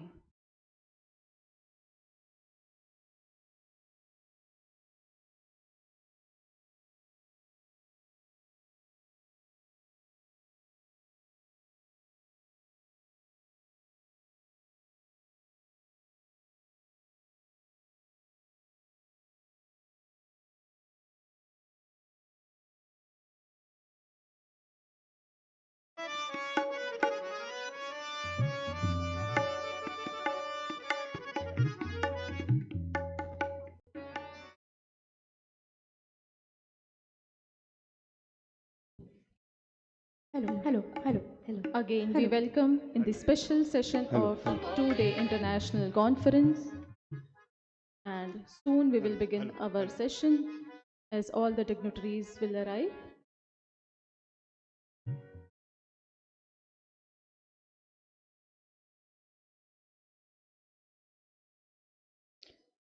I further request everyone to please have their seat.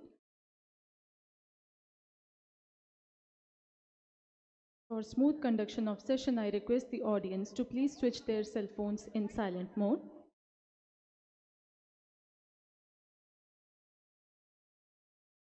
And And a huge round of applause as we welcome in the hall our chief guest, His Excellency Shri Arif Mohammad Khan Ji, Honorable Governor of Bihar, along with the Vice Chancellor of Guru Ghasidas Vishwavidyalaya, Professor Alok Kumar Chakrawal Ji, Shri J. Nanda Kumar, Professor P.K. Bajpai, Dr. Shashi Bala, Professor Nilambari Dave Madam, Professor A.K. Dikshit Sir, Professor Manish Srivastav, and last but not the least, Professor R.K. Pradhan. I now request all the dignitaries and audience to kindly rise for our national song, Vande Mataram, please.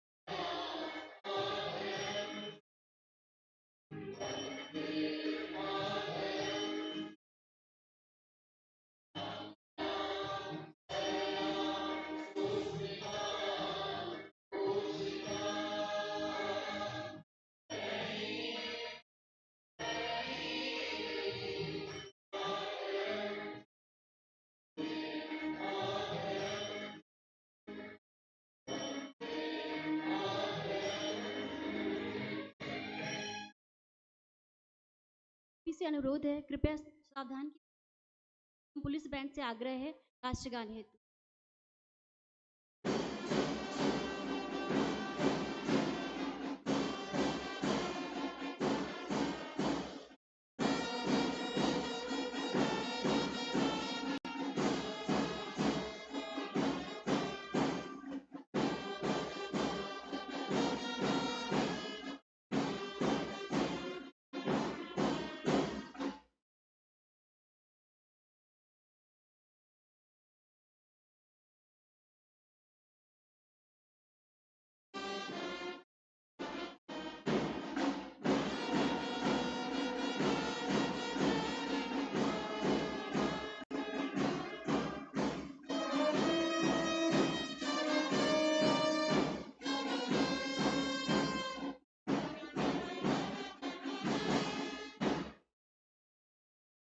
Thank you, everyone. To mark the auspicious beginning of this second day, may I request our Honorable Chief Guest and other dignitaries to kindly proceed for the ceremonial lighting of lamp, symbolizing the spread of knowledge, and requesting Tarang Band for Saraswati Vandana. भारतीय परंपरा अनुसार इस कार्यक्रम के शुभारंभ के लिए मैं सम्मानित मुख्य अतिथि एवं सभी गणमान्य अतिथियों से दीप प्रज्वलन हेतु निवेदन करती हूँ।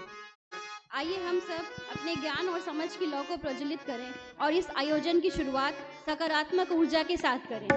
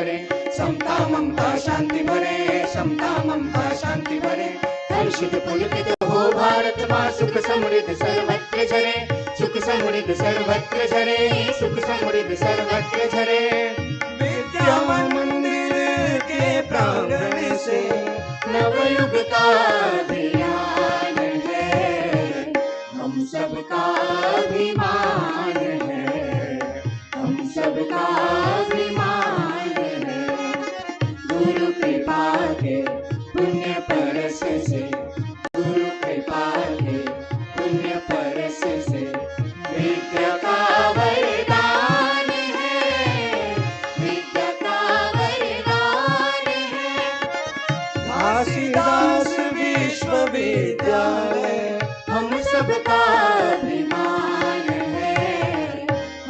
सबका अभिमान है, हम सबका अभिमान है, हम सबका अभिमान है।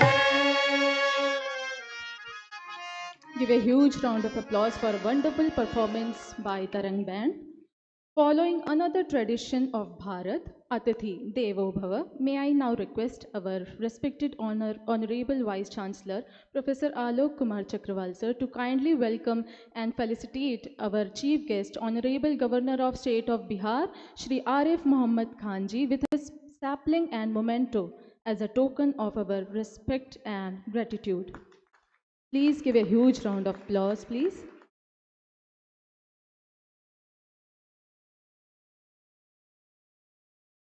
Again requesting sir to felicitate guest of honor Shri J. Nand Kumar, National Convener of Pragna Prava.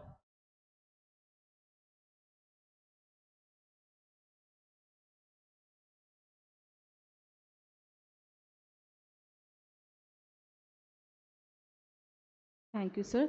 Again requesting sir to welcome Dr. Shashi Bala, the President of ICCS Bharat. Give a huge round of applause as we welcome our dignitaries in this special session of this conference.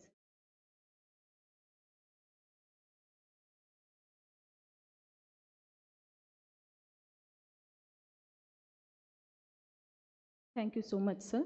Now I request Professor Manish Srivastav, sir, to please welcome Professor P.K. Bajpai, the Vice Chancellor of Chhapra University. Give a big hand as we welcome Professor P.K. Bajpai. स्वागत की अगली कड़ी में मैं विश्वविद्यालय के माननीय कुल सचिव प्रोफेसर अश्विनी कुमार दीक्षित सर से अनुरोध करती हूं कि वह सौराष्ट्र विश्वविद्यालय की पूर्व कुलपति माननीय प्रोफेसर नीलांबरी दवे मैडम का स्वागत एवं सम्मान करें।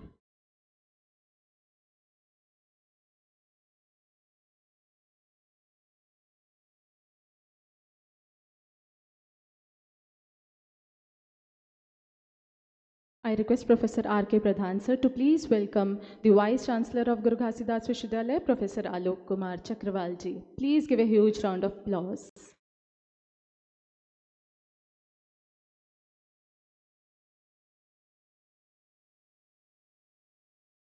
विश्वविद्यालय के कुल सचिव प्रोफेसर अश्विनी कुमार दीक्षित सर के स्वागत हेतु मैं संगोष्ठी के कन्वेनर प्रोफेसर रामकृष्ण प्रधान सर को आमंत्रित करती हूँ।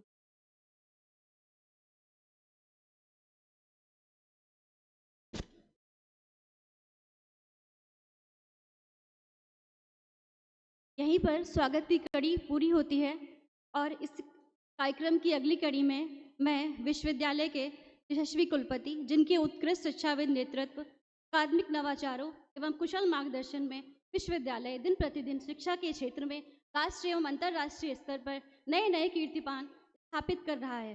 स्वागत उद्बोधन हेतु माननीय कुलपति प्रोफेसर आलोक कुमार सर से अनुरोध है। अपने व्यस्ततम समय में से हमें आशीर्वाद देने के लिए बिहार के पटना राजभवन से चलकर माननीय राज्यपाल श्री आरिफ मोहम्मद खान जी यहाँ पधारे हैं। यह उनके स्नेह और हमारे प्रति जो उनका प्रेम है उसका एक प्रतीक है। मैं हाथ जोड़ के करबद्ध उनका यहाँ स्वागत करता हूँ। तालियां बजती रहनी चाहिए और इसलिए भी बजनी चाहिए कि माननीय राज्यपाल जी फिर से कहे कि आलोक मैं आना चाहता हूं तुम्हारे यहाँ। और हमारे बहुत ही विद्वान, एक बार मैं रंगा जी की पुस्तक का विमोचन हो रहा था दिल्ली में और जिसमें माननीय परम पूज्य सरसंघचालक जी भी थे और वहां पर जो आदरणीय राज्यपाल जी ने गीता की मीमांसा रखी है, मैंने आज तक वैसी मीमांसा नहीं सुनी है। मैं चाहूंगा इसके लिए भी उनका। और इसी कड़ी में एक बात और मैं बताऊं, जैसे कोई विद्यार्थी किसी अपने परीक्षा की तैयारी करता है, वैसे पिछले 3 दिनों से जहां तक मेरी जानकारी, हो सकता है एक हफ्ते से, वो लगातार ये रीथिंकिंग ट्रेडिशन के ऊपर विचार मनन किए जा रहे हैं, पढ़े जा रहे हैं। और कल से मेरी जब से उनसे मुलाकात हुई, कम से कम 4 से 5 बार उन्होंने मुझे बताया कि मैं ये बोलने वाला हूं और ये नहीं बोलने वाला हूं, और आज उन्होंने कहा ये तो एकदम ही नहीं बोलूंगा।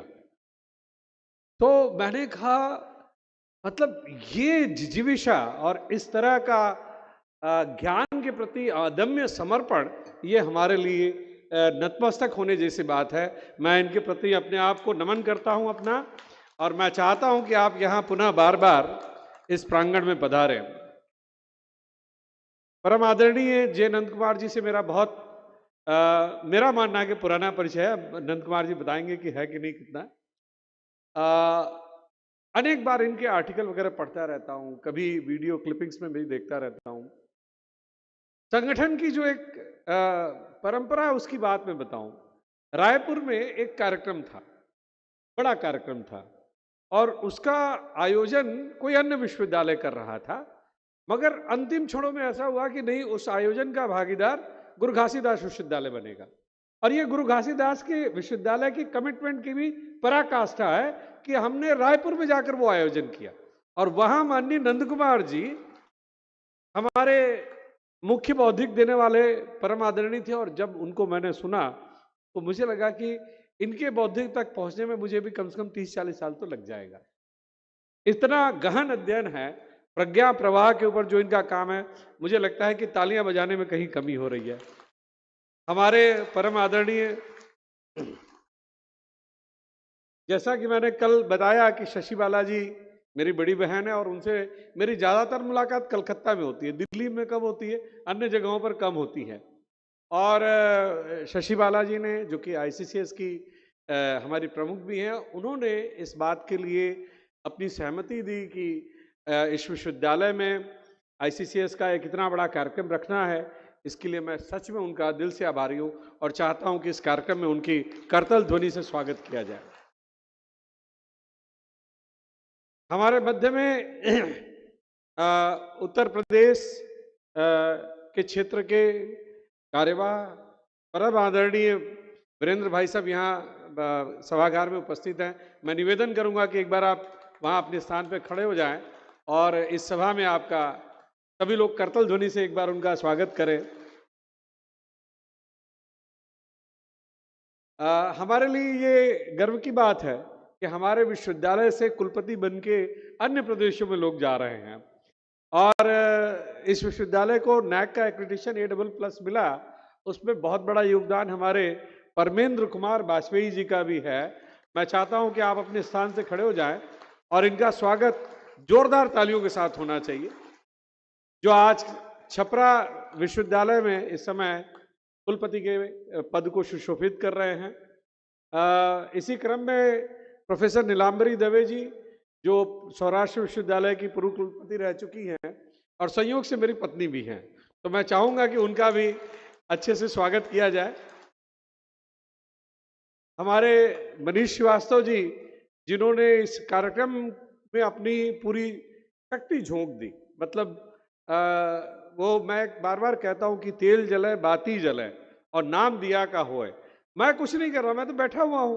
कार्यक्रम का सारा जो काम काज है, ये हमारे रजिस्ट्रार साहब, मनीष जी, रामकृष्ण प्रधान जी, सीमा जी, MK सिंह, KN सिंह, हमारे प्रवीण मिश्रा जी, ये सारे लोग लगे हुए हैं।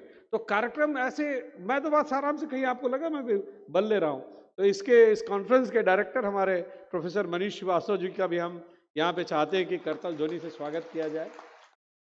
ऑफ कोर्स रजिस्ट्रार साहब, एक बार आप अपने स्थान से खड़े हो जाए। और बहुत कम समय में, केवल 3 महीना और 6 दिन हुआ इनको कुलसचिव बने हुए, और ऐसा लगता है कि करीब दशकों से यहाँ के कुलसचिव हों। तो मैं चाहता हूँ कि इनका भी स्वागत किया जाए।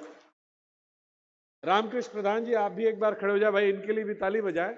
बेचारे बोलते कम हैं, मगर सेंट्रल एशिया में इनकी जो पकड़ है वो बहुत कम लोगों की होती है।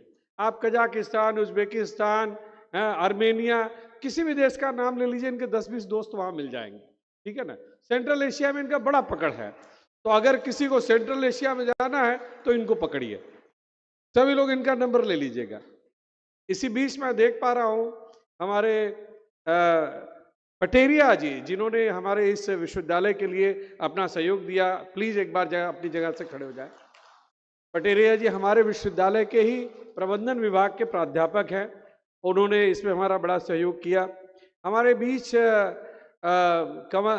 राजीव जी यहाँ उपस्थित है। राजीव नयन जी, एक बार आप भी, क्योंकि इस समय जामिया मिलिया इस्लामिया में बहुत ही प्रतिष्ठित प्रोफेसर हैं और इनके बहुत सारे ऐसे उपलब्धियां हैं।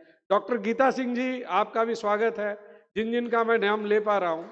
इसी मध्य मेरे गुरु प्रोफेसर एम.बी. शुक्ला जी यहाँ पर उपस्थित है। मैं निवेदन करूंगा गुरु जी एक बार आप खड़े हों और आपका, और आनंद का विषय ये है कि प्रोफेसर एम.बी. शुक्ला जी यहाँ के पूर्व में प्रबंधन विभाग के प्रोफेसर भी रह चुके हैं, तो वो हमारे यहाँ के एलुमनाई भी हैं।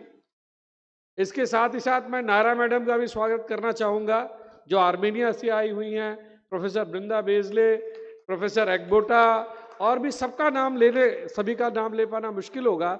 इस सभागार में उपस्थित सभी बहनों, भाइयों, देवियों, सज्जनों, विद्यार्थियों, शोधार्थियों, सभी का स्वागत करता हूं। और इस कार्यक्रम में 4 चांद लग गया हमारे माननीय राज्यपाल जी के आने से। मैं पुनः उनका स्वागत करता हूं। धन्यवाद।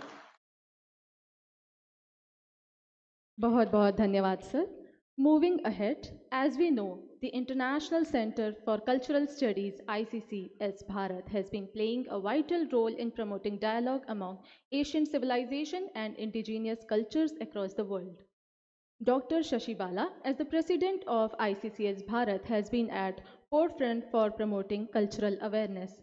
Now I request Madam to please come forward and address the audience. A huge round of applause as we welcome Dr. Shashi Bala ji.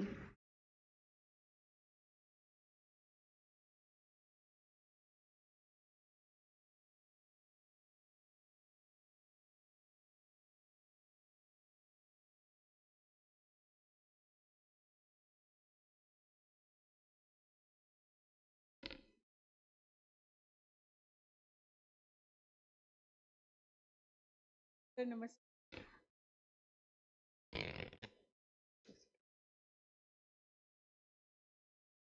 Sadar Namaskar to all of you on the dais and off the dais. Our Honorable Governor of Bihar, Shri Arif Mohammed Khan ji, Honorable Vice Chancellor Professor Alok Chakraval ji, Guest of Honor, all the dignitaries sitting on the dais, off the dais, all the scholars from India as well as abroad. We are almost reaching the end of this conference. A few sessions are left. Here I stand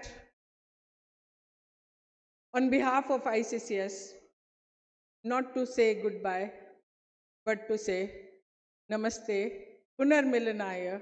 Let us meet again and again and again. We have dived deep into the given topic.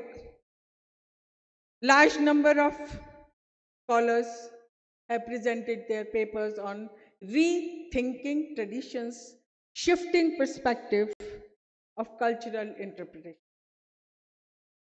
First of all, why we are meeting? To talk about culture. Culture is not just what we drink and what we eat and what we, how we dress up and how we live. Culture is many-faceted. It's beyond physical culture. Beyond physical culture is intellectual culture, ethical culture, aesthetical culture, medical culture, political culture. You can go on and on talking about it. But what the colonial powers did intentionally was destruction of intellectual culture, ethical culture, aesthetical, everything. Even medicinal plants were destroyed. The medical systems were destroyed. And these cultures give foundation to any culture of any country in the world. संस्कृति संस्कार पर आश्रित होती है, संस्कृति संस्कार जन्य होती है. It is culture is born from the sanskaras with which we are born in this world. And further, we are educated, nurtured and nourished through education, grooming and training and so on. But it was destroyed. The minds were colonized, telling us that ancient cultures have no role to play in this world because they are non-productive. What does it mean, non-productive? We'll discuss later on. Why it happened? Because this 5-6 feet body has all the good and the bad qualities. We have the qualities of a demon, of an animal, of a pishach, hungry ghost, and of a human being, and above all of them are the divine qualities. It depends on how we nurture and nourish them. What happened? What the colonial powers did? Only intentionally they destroyed all. They destroyed the path of going higher and becoming a Deva. Deva, where is Deva? Deva, Hridayastham Bhavaya Devam. It is our mindset that inspires us to do what we are doing. Why we need rethinking? This is the reason. Because demeaning and destruction of all the ancient cultures all over the world in the northern and the southern hemisphere.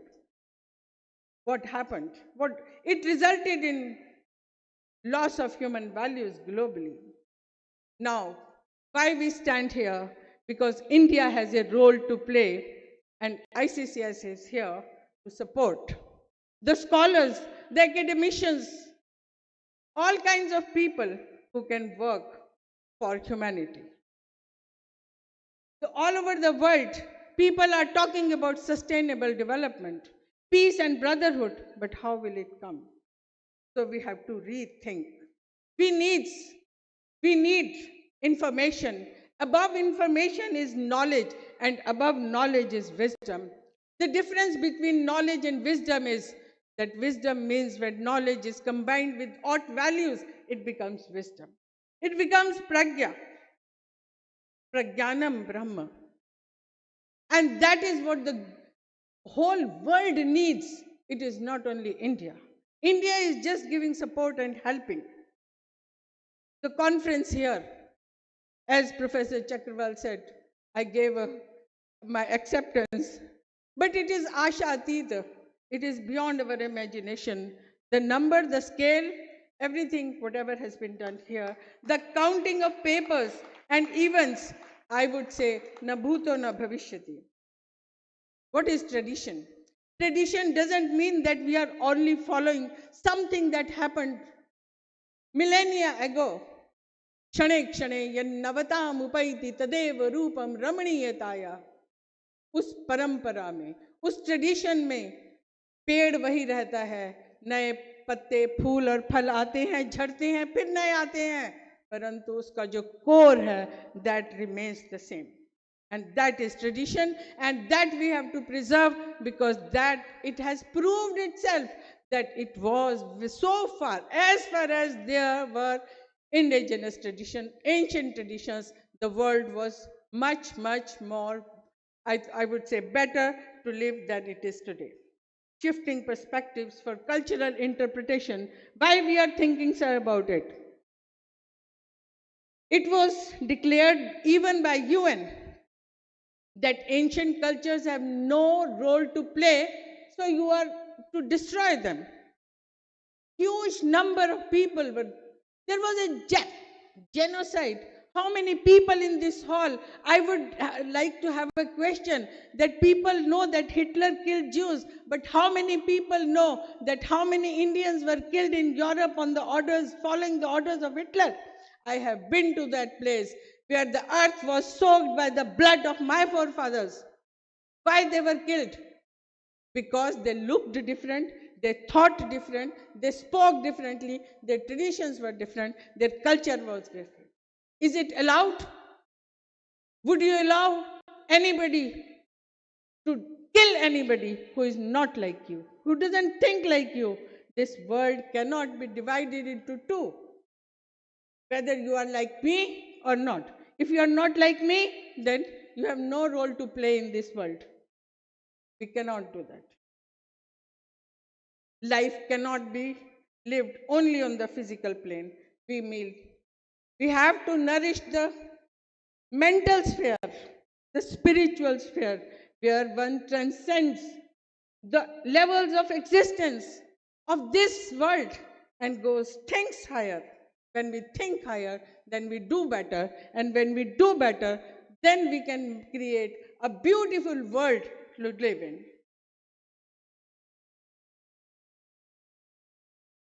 We cannot accept the Western philosophy that you are master of nature. No, you are a tiny part of nature. Tena tyaktena bhunjitha ma gridha kasya svedhanam.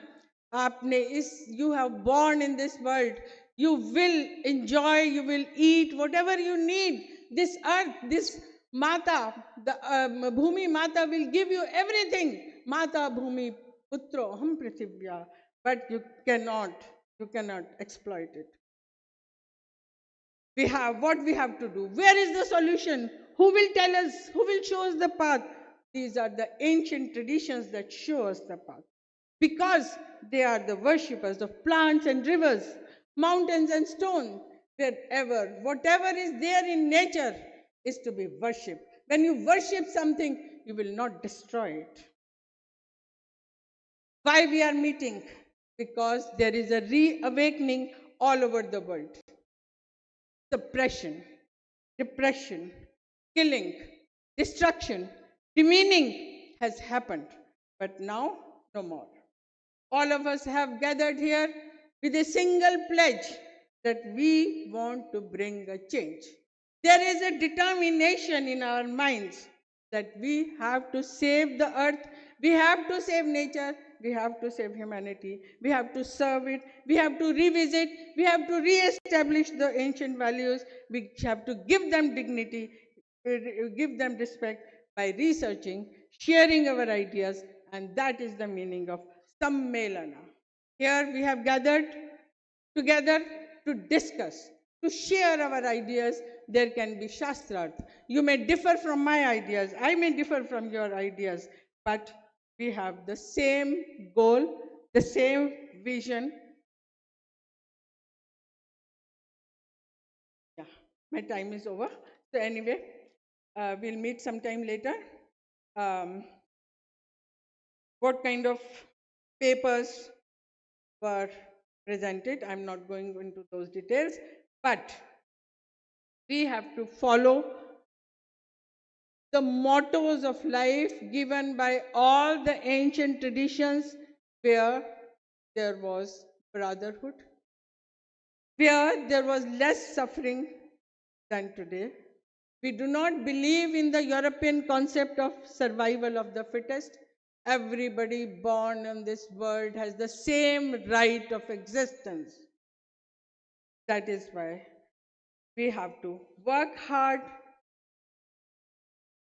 There may be many hurdles, many difficulties, many challenges in our life, in our goal, achieving our goal. But once we pledge, then we are determined.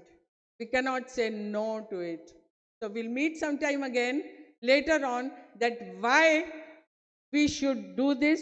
And for the younger generation, I would say we'll meet again to tell you what are the professional avenues through the studies on ancient cultures, number one.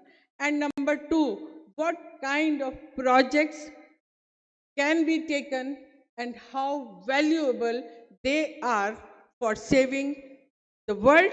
If world is there, then you are there.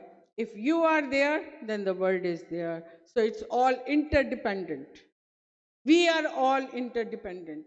So let us be together, let us think, rethink, revisit, do further research and contribute towards saving humanity. भगवान सबको कुछ ना कुछ काम देके भेजता है And this is what maybe we are given, and we should thank him. We should be grateful that we are given this task to help the humanity save the earth from pollution and all the challenges for which the whole world has no solution. Thank you very much. Thank you for inviting me. Thank you. Thank you so much, madam, for presentation. हम सब आपको आश्वस्त करते हैं कि प्रकृति संरक्षण के लिए हम हमेशा प्रयासरत रहेंगे। आप सभी से अनुरोध है, कृपया जोरदार तालियों के साथ मैडम को धन्यवाद ज्ञापित करें।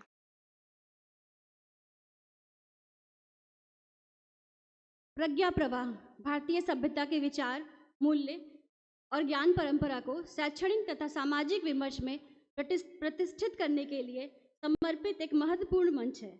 आज हमारे बीच प्रज्ञा प्रवाह के राष्ट्रीय संयोजक आदरणीय श्री जे नंदा कुमार जी की गरिमामयी उपस्थिति अत्यंत हर्ष का विषय है।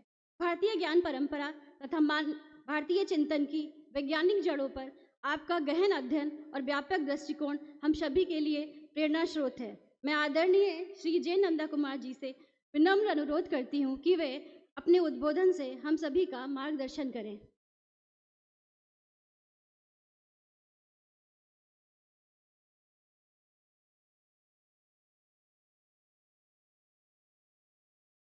वंदे गुरुपतद्वंद्वम अवांगमनस्सगोचरम रक्तशुक्लप्रभामिश्रम अतर्क्यम त्रैपुरम ओम तत्सत्। Honorable Governor of Bihar, Dr. Arif Mohammad Khan ji, Honorable Vice Chancellor Professor Alok Kumar Chakrawal ji, most respected President of ICCS Professor Shashi Balaji, respected dignitaries on the dais and off the dais, distinguished scholars, honored guests, dear colleagues, and young minds who carry the promise of tomorrow. It's really a privilege and also an honor to address this august gathering at the special session of this significant intellectual engagement. It is not a ceremonial closure as such. It was meant to be माननीय राज्यपाल जी के साथ हमारे valedictory session होना था. So in that sense, it is not a ceremonial end of this function. It is a moment of reflection. It's a time to ask, what have we understood? What must we unlearn? And what responsibility do we carry forward? Today, I would like to speak on a subject that is not merely academic, because I am not an academician. As it has been said very clearly by Honorable Vice Chancellor, that I am more related to the organizational work. And of course, the area is civilizational and cultural. So I would like to speak on a subject which has been given to me, but I was shocked to hear that the subject which has been mentioned earlier was something different. I think the very same subject has been given to respected Honorable Governor also, and he has vetoed it. He has got the power to veto, but poor am I could not veto. I have to speak what it has been given to me. Anyway, before starting my presentation, I am remembering Manya Rangahariji's comment. Rangahariji is very much close to our Honorable Governor Sahab also. Once we were all sitting together to discuss about the Lok Manthan to be launched in Bhopal, we were all thinking about the topic to be taken. It is way back, some 14-15 years back in Bhopal. Many of you might not have heard about Rangahariji, but of course, some of you are very close to him also. He was Akhil Bharatiya Bauddhi Pramukh of Rashtriya Swayamsevak Sangh. The book which has been written by him was launched by Honorable Governor Saab, and it has been mentioned by respected Vice Chancellor. We were all discussing about the topic. Rangaharji was sitting there and hearing everything which we are discussing. At the end of the discussion, we came to the conclusion that the first Lokmandan must be on decolonizing Indian minds. At last, we requested Rangaharji to speak as his reflections on all the discussion. And he started it with this comment. See, the subject is good. It is very much relevant. It's academic also. But don't think that decolonization is a full stop. If you are considering a sentence, it is only a comma. If you want to get a full sentence, you have to add something to it. And that is all our great jnana or prajna. We have to fill the vacuum which has been created by the decolonizing effort with that great wisdom of Bharat. So that is the main work we have to do. When we are discussing about decolonization, definitely we people have to, especially the people who are working in the academic field, must think about what is to be filled in that vacuum which has been created by the effort of decolonization. First and foremost thing, why do we need to decolonize education? Is it necessary? When we speak of colonialism or coloniality, we often think of political occupation. But colonialism was not only about territory, it was about thought. It persists through language, education, religion, and culture, through the colonization of the mind and thought. It was about shaping how a society perceived itself.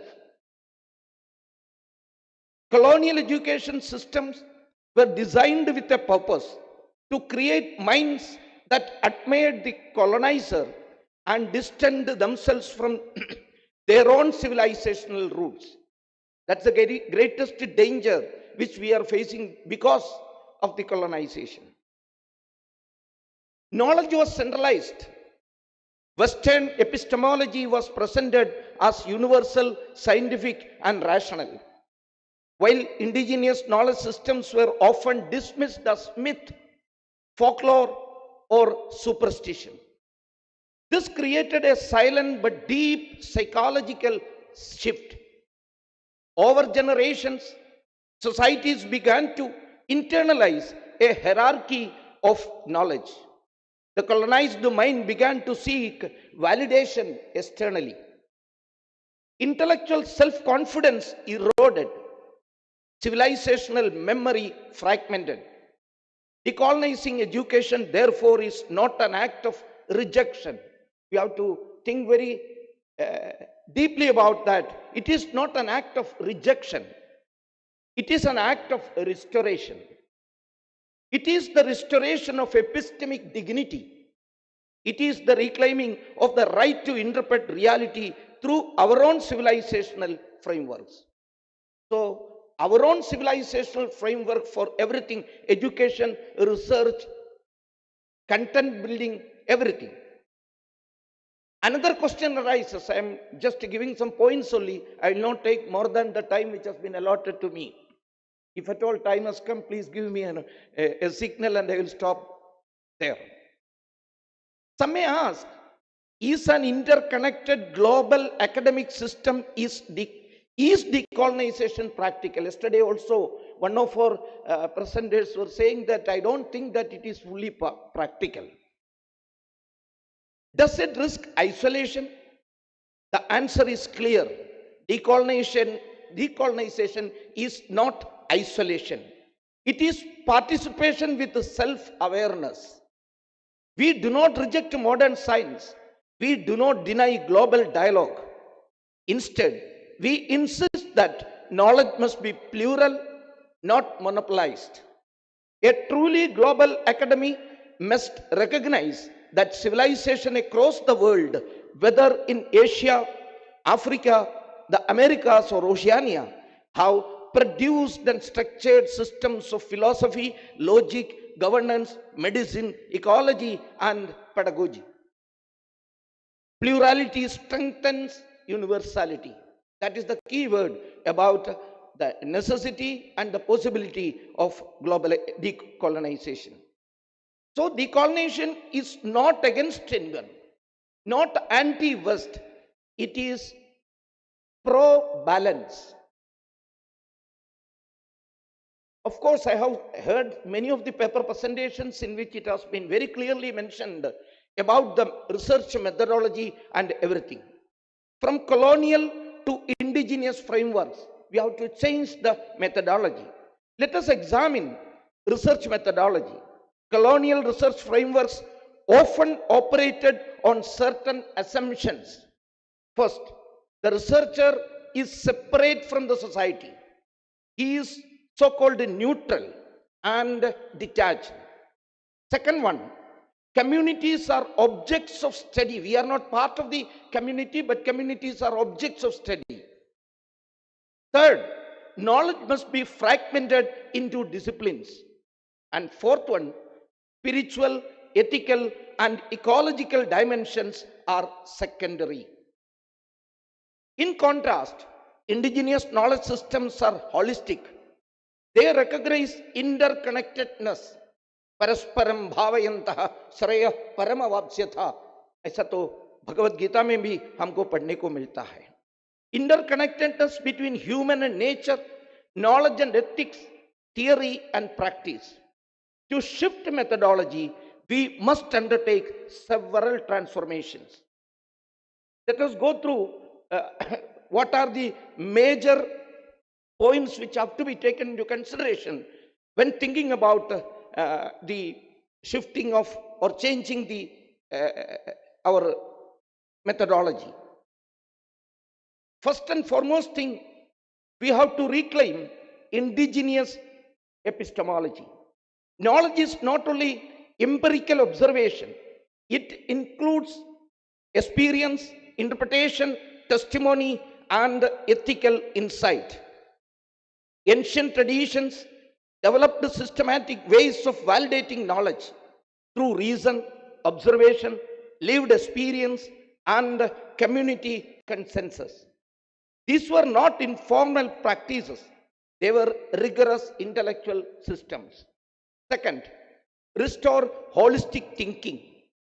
Indigenous traditions rarely separated knowledge into rigid compartments. Medicine was connected with ecology. Ethics was connected with governance. Spirituality was connected with psychology. Modern fragmentation has created hyper specialization, but also intellectual isolation. Reintegrating knowledge does not reduce precision, it restores context. And another important thing which we are discussing here was community-centered research is also necessary. I don't want to go to the explanation because of the paucity of the time. And then comes language as a knowledge carrier. That's also, we have to take very much importance to that factor also. Concepts and content lose depth in translation.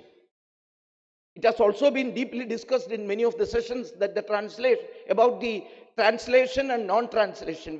There are so many terms which cannot be translated. Every civilization has categories that cannot be fully captured by foreign vocabulary.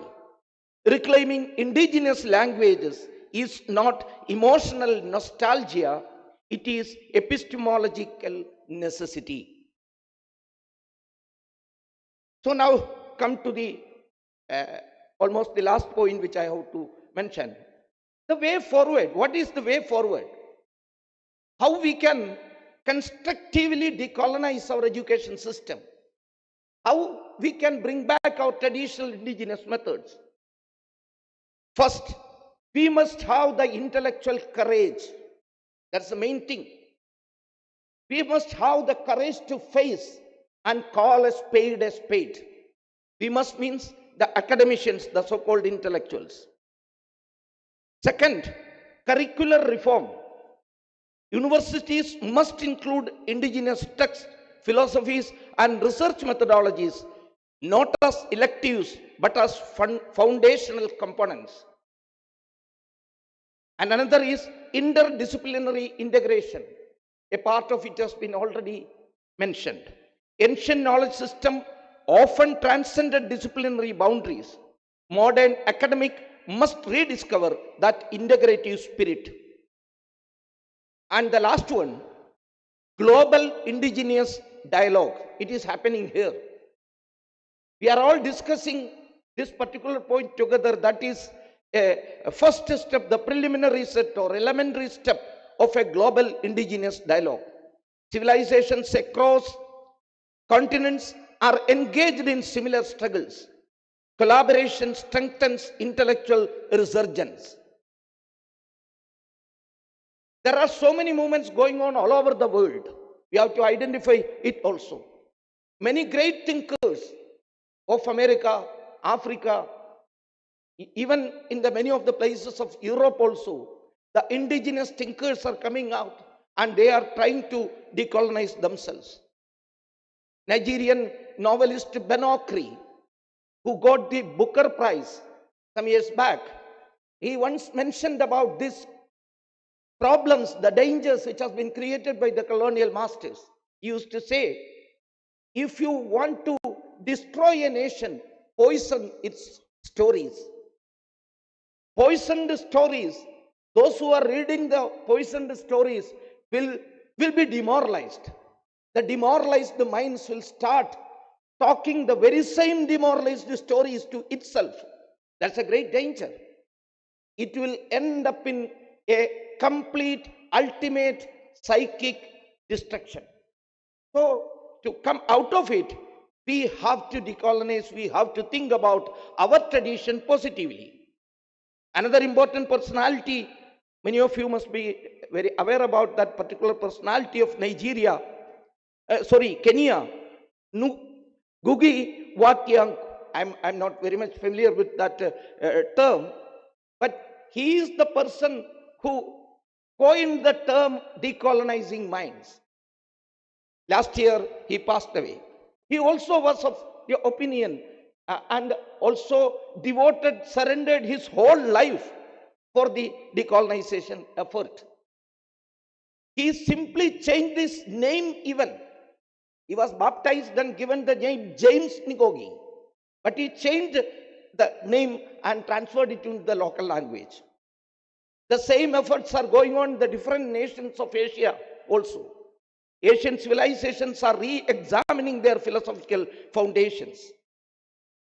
Here comes the role of institutions and organizations like ICCS and Prajna Pravah, which I cannot claim that I am representing Prajna Pravah. We are all part of Prajna Pravah. We are all aiming at a true Prajna Pravah must happen here in this world. That is necessary. Beyond the knowledge, beyond the mere knowledge, you have to go up to the Prajna and it must be flowed all over. So what are the roles which can be played or already playing by ICCS and Prajna Pravah? It also is to be seen very clearly. Organizations such as ICCS foster civilizational dialogue and connect indigenous traditions globally. They create platforms where cultural continuity and academic inquiry coexist. Prajna Pravah is also working in that field. Many programs, many workshops are all conducted or being conducted. Lok Manthan is one such example. We are all happy and we are all very much blessed because our Honorable Governor, the most learned person whom I have met, he also participated in one of our Guwahati Lok Manthan. It is a colloquium of nation first, tradition first, indigenous first, thinkers and practitioners. So such institutions bridge traditional scholars and modern academia. They nurture research that is rooted yet contemporary, eternal but contemporary. And I am concluding here. We all have to strive, we all have to work for an integrated future. That is Bharatiya viewpoint, an integrated future. As we are approaching the conclusion of this gathering, let us remember decolonization is not about returning to the past. It is about integrating the past with the present to shape a balanced future. We seek an education system that is rooted in civilizational memory, open to global dialogue, ethically grounded, ecologically sensitive, intellectually confident. Let us move from borrowed categories to self-articulated frameworks. Let us move from imitation to innovation, grounded in tradition. Let us move from intellectual dependency to epistemic dignity. If we succeed in this journey, we will not only reform education, we will restore harmony between knowledge and civilization. As we depart from this session or from this intellectual engagement, may we carry not just memories of discussion but commitment to transformation. The task before us is immense, but so is the inheritance we carry. Namaskar, Vande Mataram.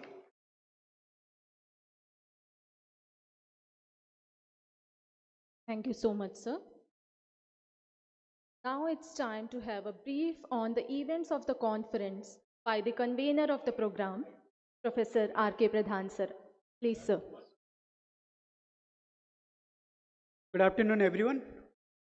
My sincere gratitude to the wisdom and experience of this dais. My deep sense of thanks to all the audiences, those who have come from different parts of the world to represent this conference. Due to paucity of time, I won't go into the details of the report which we will study in the valedictory session. I must say, with the help of ICCS in this grand event, we had 92 speakers who were representing the plenary session. We received more than 380 abstracts, and we had around 38 foreign scholars from 25 different countries, and almost 789 registrations we have done, which I will present in vivid details in the valedictory session. Due to paucity of time, I end my speech here. Thank you. Thank you so much, sir. And the moment of cherish has come to the hall. It is privileged to have such an eminent person today as the chief guest. Sir is known for his scholarly orientation. May I now request Honorable Governor of Bihar, His Excellency Shri Arif Mohammad Khan sir, to address the audience. एक बार जोरदार तालियों से स्वागत करेंगे माननीय राज्यपाल Shri Arif Mohammad Khan sir ji.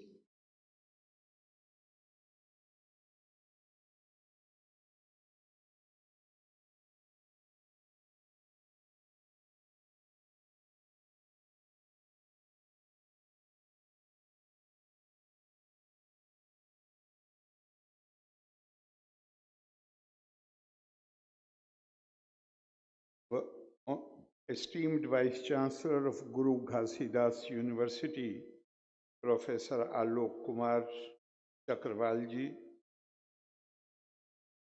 President ICCS, Dr. Shashi Balaji, our guest of honor, Shri J. Nand Kumarji, guest of honor, Professor Neelambari Dave, Vice Chancellor Chhapra Jayaprakash Narayan, Chhapra University, Bihar, Professor P.K. Vajpayee, Professor A.K. Dikshit, Registrar, Professor Manish Srivastav, Director of Conference, Professor R.K. Pradhan, Convener of this conference, very esteemed academics who have come from abroad and various parts of India, ladies and gentlemen.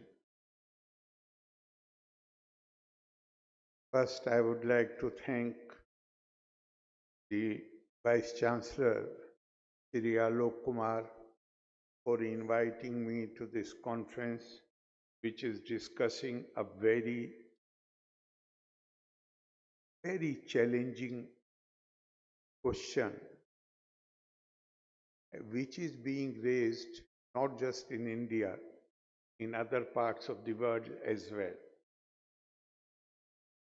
I won't go into the details, but I shall try to give you what I see as Indian perspective, or I should say that our response can be based on this ancient wisdom of India.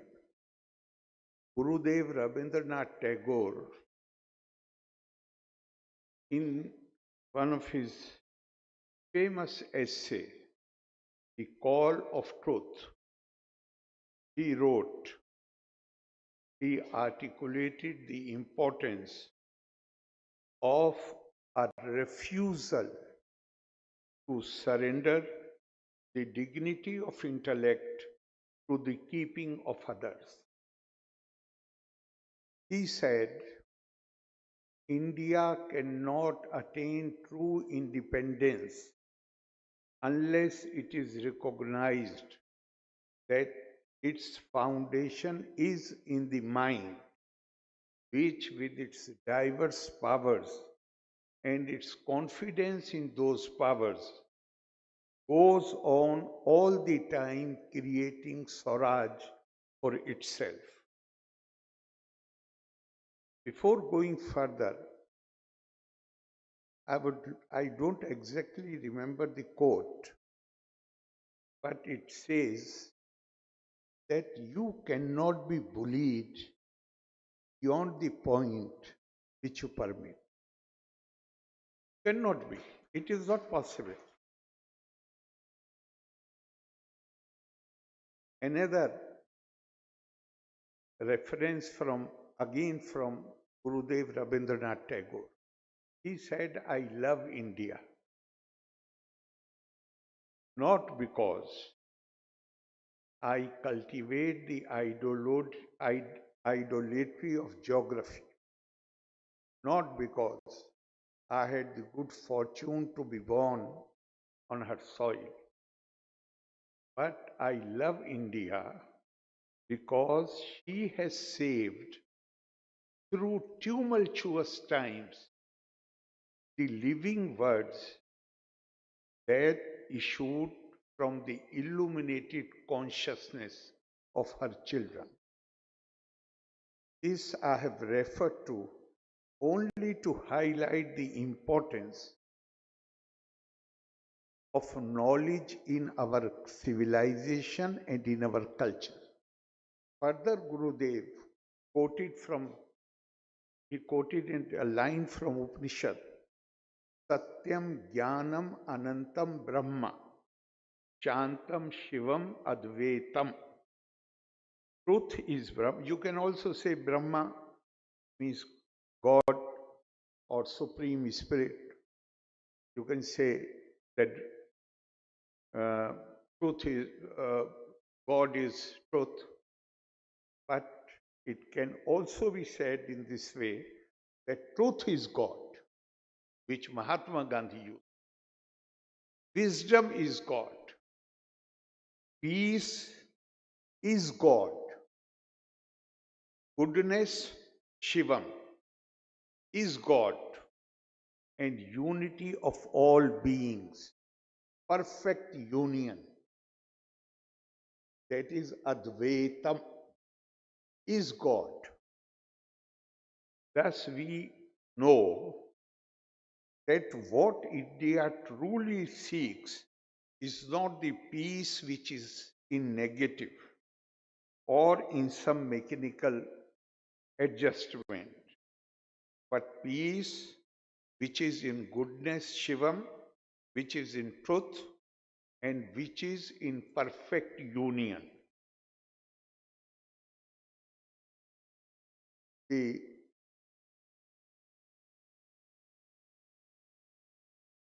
It leads to assumption that India does not enjoin her children to cease from karma, but to perform their karma in the presence of the eternal with full awareness of accountability, the cosmic system of accountability, and with the pure knowledge of meaning of existence.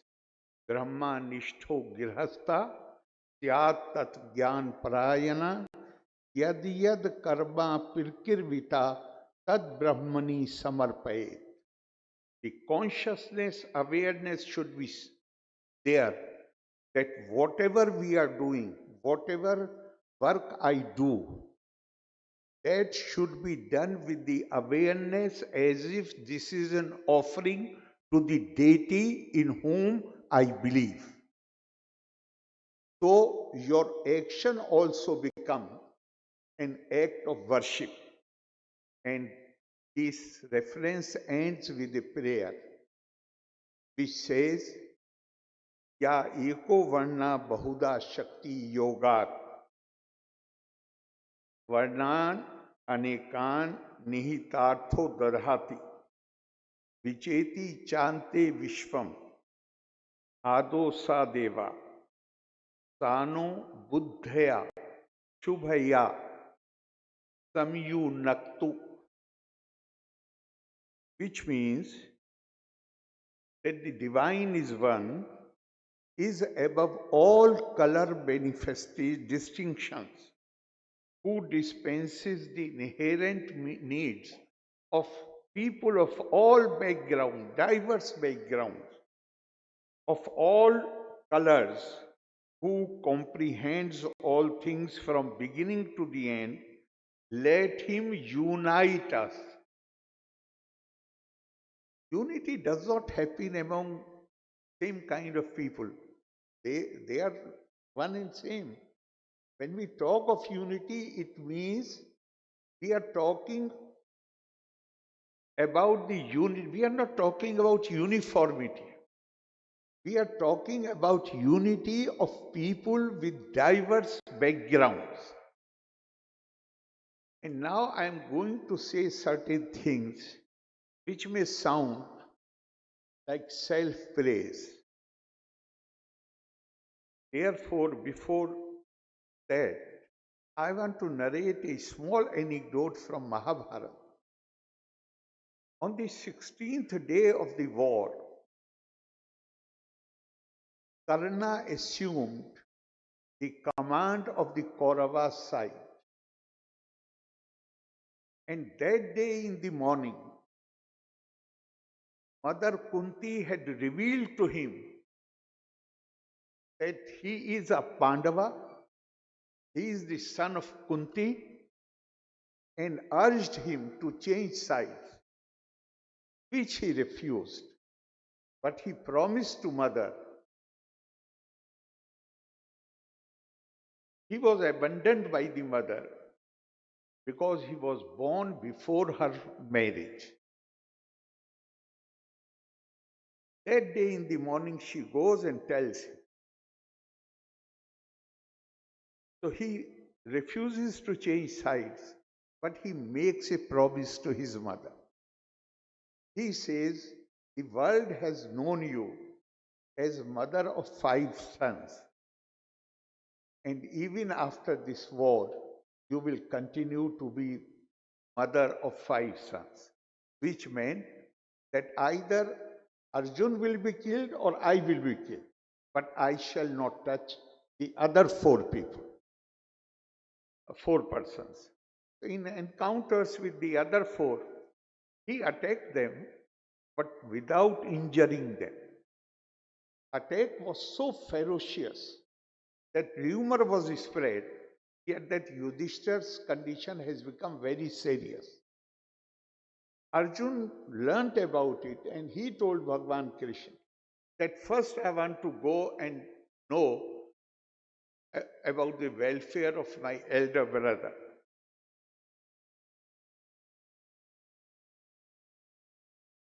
He came there because Yudhishthir was humiliated very badly. Therefore, on seeing Arjun, he asked him, "Have you killed Karna?" Arjun said, "No, I have come to know about your welfare." Yudhishthir became angry and he told Arjun that you give your bow, that is Gandhi, you give it to your weapon to someone else because you are not capable of killing him. As soon as Arjun heard this, he advanced towards Yudhishthir with sword in his hand. Bhagwan Krishna asked him, "What are you going to do?" "I'm going to kill him." "Why?" "Because I had taken a vow. If somebody ever asks me to give up my weapon, then I will kill him." He said that the war will end without any positive result. "What are you going to do?" "But this is my vow. I have to honor it." He said, I can suggest a way out." "What is the way out?" "You go inside, abuse him severely, because dishonoring someone who deserves respect amounts to murdering him." He went and did the same, and then he again took the sword and wanted to kill himself. Again he was asked, "Now what are you doing?" "I'm going to kill myself." "Suicide." Bhagwan Krishna told him, "Why?" He said, "If you dishonor and disrespect someone who is like father to you, do I now have a right to live?" Then he said, "There is a way out." And what is the way out? The way out is you go outside, collect people around you, and declare to them that the world has not seen a warrior like me in the past, in the present, and will never see in the future. I am the greatest warrior the world has produced. Then what will happen by declaring this? Krishna told him that when you praise yourself, you are actually committing suicide. So that will be that will be an act of expiation. You will be, by praising yourself, you can kill yourself by using the sword, but you can also kill yourself by indulging in self-praise. This is the Indian wisdom. I have narrated this, Anil. I have narrated this story to tell you that purpose is not to indulge in self-praise, but only to make people aware what the Indian cultural legacy is, and to highlight the wisdom which we can learn from there.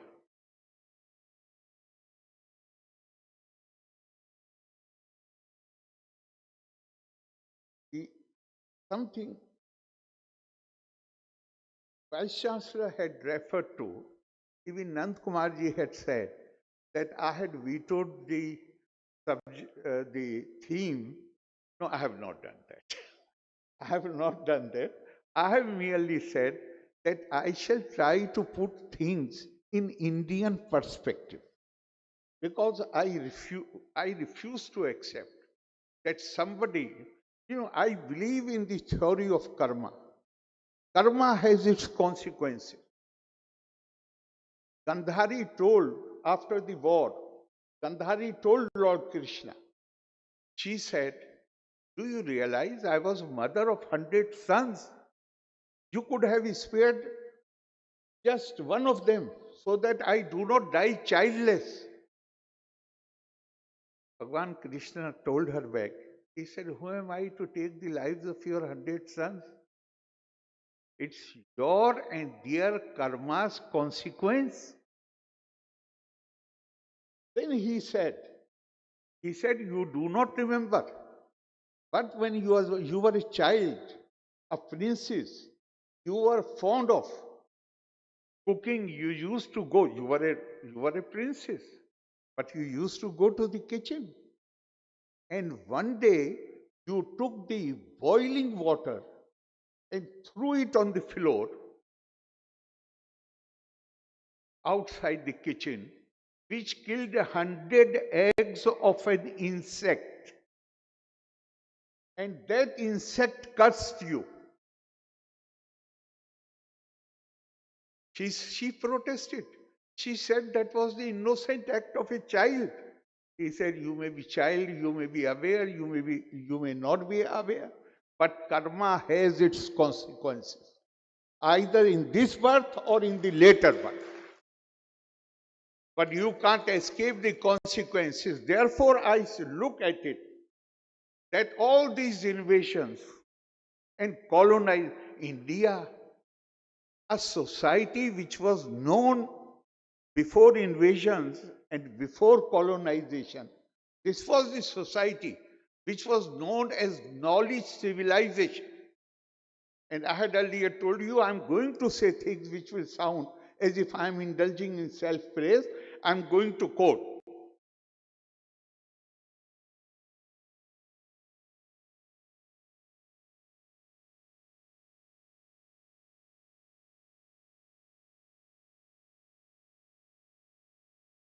Recently, few years back, only very recently, a prominent journalist from Saudi Arabia, one of the leading journalists, Khalaf al-Harbi, he wrote an article in his own paper, Saudi Gazette. And this article he wrote while he was staying in a hotel in Mumbai. And I would like to read some portions of that article. He said, I'm writing to you from India, the land of wonders. Right now I am in Mumbai, which was once farthest place travelers on the Arabian Sea dreamed of reaching. The title of the article was India, a country that rides elephants.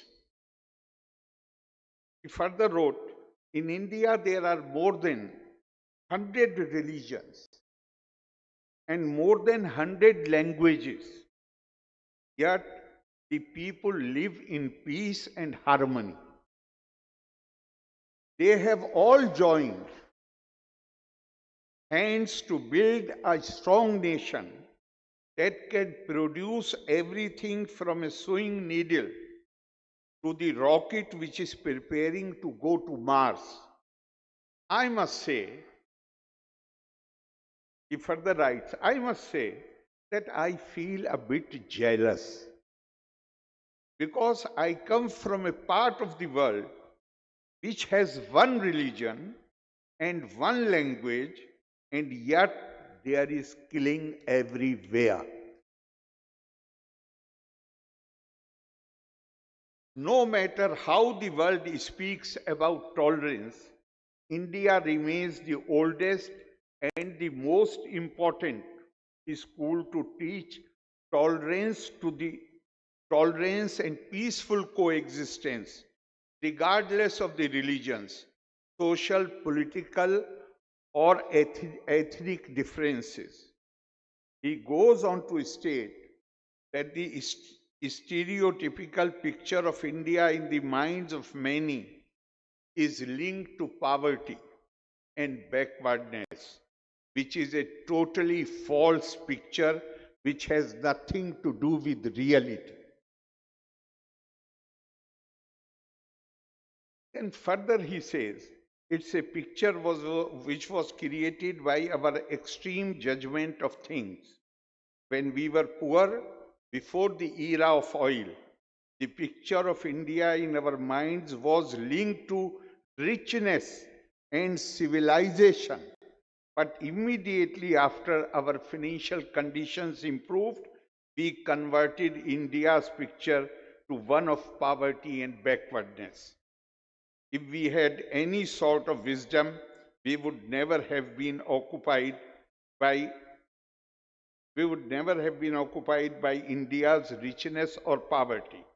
Rather, we would have been impressed by India's immense ability to contain and respect the conflicting ideologies and thoughts so that people would flood the streets without any feeling of fear or anxiety.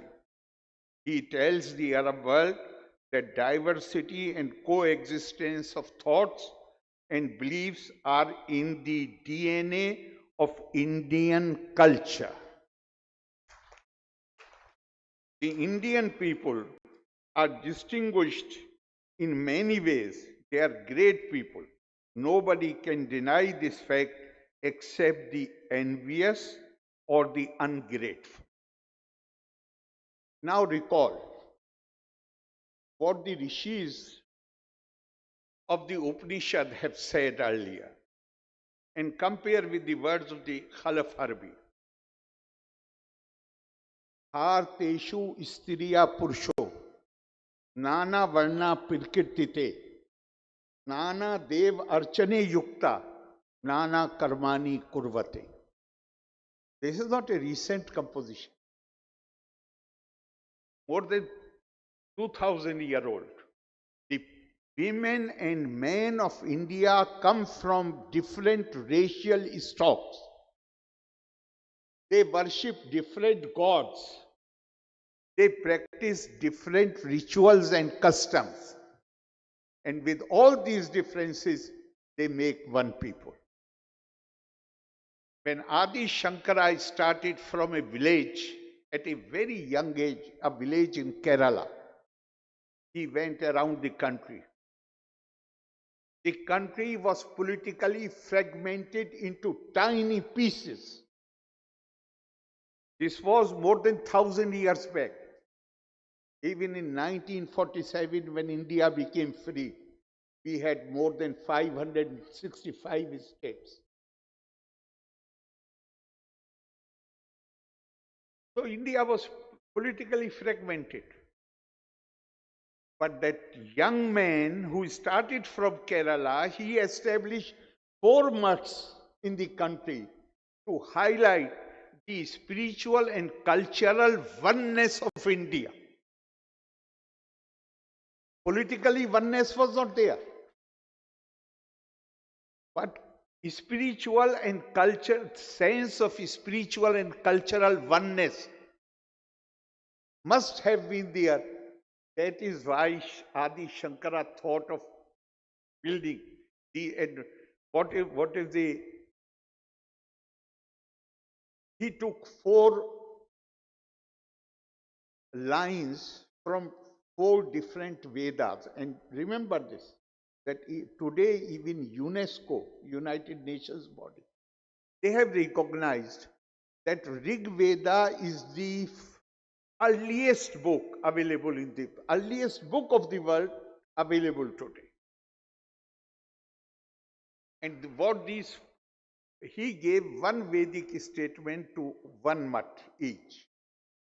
What are they?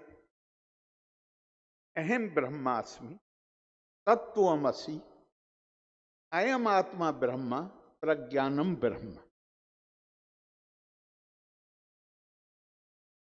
In fact, he has got all these statements indicate towards the divinity of mankind.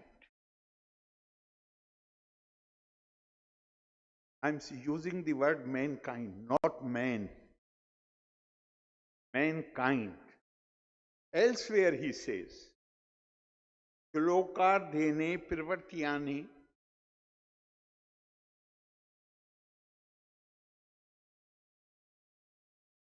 Brahm Satyam Jagat Mithya Jivo Brahma Napara. What is static, what is not subject to change, that is truth. And what is subject to change is the word used in the Sanskrit word used is mithya. Mithya is not falsehood. Mithya is something which appears to be different from its reality. Jivo brahmeva napara. The living being and the God are not different from each other. Now we have many creation theories. The major creation theory which comes from Semitic tradition is where God desired, God created mankind, and God and mankind are perceived as different. The Indian tradition sees them not as different. Here what has been stated is, so kama yata bahu syam pirjayeti. And when the Supreme desired in the ancient yore that I should multiply myself or I should manifold myself for the creation of my people.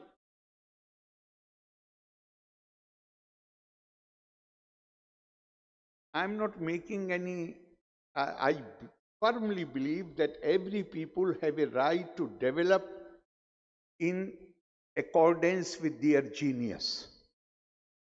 But when I make some comparison, this is not to put others in bad light, only to understand ourselves better. It was only in 1948 for the first time that the world recognized dignity of mankind. Why? Because cultures were defined by variable and alienable parameters, characteristics. The color of my skin is this, I am superior to all others. I speak this language, I am superior to people who speak other languages. I believe in this, every tradition believes in one God. The difference is how to give expression to your faith, your belief, your devotion. So cultures have also been defined. That I believe, this is my belief, and I'm the only one who is on the right path. And therefore, this is a logical corollary. If I'm superior, if I'm on the right path, then I feel that it is my duty to bring others to my path, either by persuasion or by force, compulsion. Basically, the point I am making is that it was in 1948 for the first time that all the cultures of the world, which otherwise believed or which had the supremacist attitude that we are better than others, attitude started changing in 1948. For the first time, the concept of dignity of mankind was accepted, and from this concept flew all the human rights. What has been the position in India? The Indian position since last many thousand years, or say right from the time when we started our civilizational journey, has been ekam sad vipra bahuda vadanti. The truth is one, you can adopt different ways to reach that goal, that destination. Destination is the same, but people with various backgrounds, they are traversing different ways. This was the argument which was given by Swami Vivekananda at the Chicago Parliament of Religions, where he quoted from an ancient Indian scripture, Ruchinam Vaichitriya Dirju Kutil Nana Pajusham Nirnameko Gamyastvamsi Paisa Marnaviv. He told the gathering that we 350 million people of India, we start our day with the prayer, Lord, like various water bodies, they originate from their sources. They take straight, crooked ways, but ultimately merge into the sea. So, Lord, we people, depending on, there are various factors, which I don't want to take that much time. Depending on all those factors, we all take different paths. But we all ultimately desire to merge, and we merge with you. Therefore, the basic thing is, 1948, world recognized the concept of dignity of mankind. India recognized the divinity of mankind, which is much more comprehensive than dignity of mankind. Anybody, Esha Devo Vishwakarma Mahatma Sada Jananam Hirdaya Sannivishta Hirdaya Manisha Manasa Abhiklirapto Ya Etat Vidu Te Amrita Bhavanti. The Lord God resides, dwells in the heart of every person. One who through his intelligence, reason and logic has realized this fact has attained liberation. I mean, what our tradition says, these differences, accept them, do not tolerate them. Tolerance, Swami Vivekananda says that somebody uses the word tolerance, I feel insulted. Who are you? Why? He says that the antics of a child are tolerated. I have a natural right to approach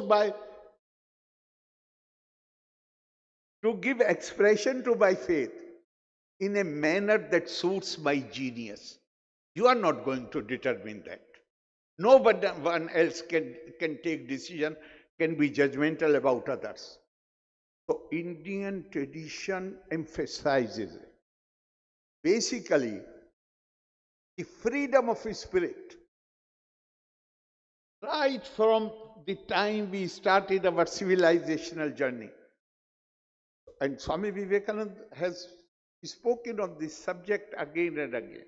Somebody asked him, what is the purpose of life? To seek pleasure? He said, certainly not. Because if I have more power and to enhance my pleasure, I try to oppress you, who will stop me? I have the power. So that cannot be goal of life. Then what is the goal of life? He said, Tapa Swadhyay Niratam. Ever devoted to the pursuit of knowledge. And what is the purpose of knowledge? Then he said the purpose of knowledge is to develop your ability with these physical eyes. You cannot see that spiritual unity which binds us all together. You see only the differences. Accept these differences. Respect them. But don't stop there. Go beyond this and try to see that bond, that spiritual bond which binds us. Then you will develop affection for everybody, whatever may be the background of that person. And in fact, Upanishad goes to the extent of saying, Manasa eva idam aptavyam neha nana asti kinchana mirtyosa mirtyum gacchati ya iha naneva pashyati. Upanishad warns that those, I have already told you, the whole traditions tell you accept and respect the diversity, but don't stop there. And still, if you think that you stop there and you feel that all these differences are real and they divide us, then Upanishad warns us that those who think on these lines, they will keep traveling from one life to another and they will have no chance of attaining moksha, that is liberation from human condition. And the goal, Indian tradition, the goal before everybody is to attain liberation from human condition, moksha. Therefore, here I am trying to integrate this into the theme of the conference. That first thing, you must never surrender your intellectual dignity. You should not allow yourself to be bullied.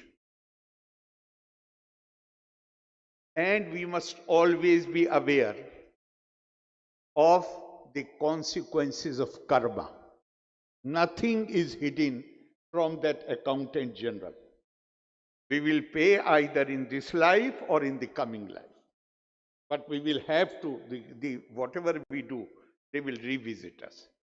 And I think with that, because if we decolonization,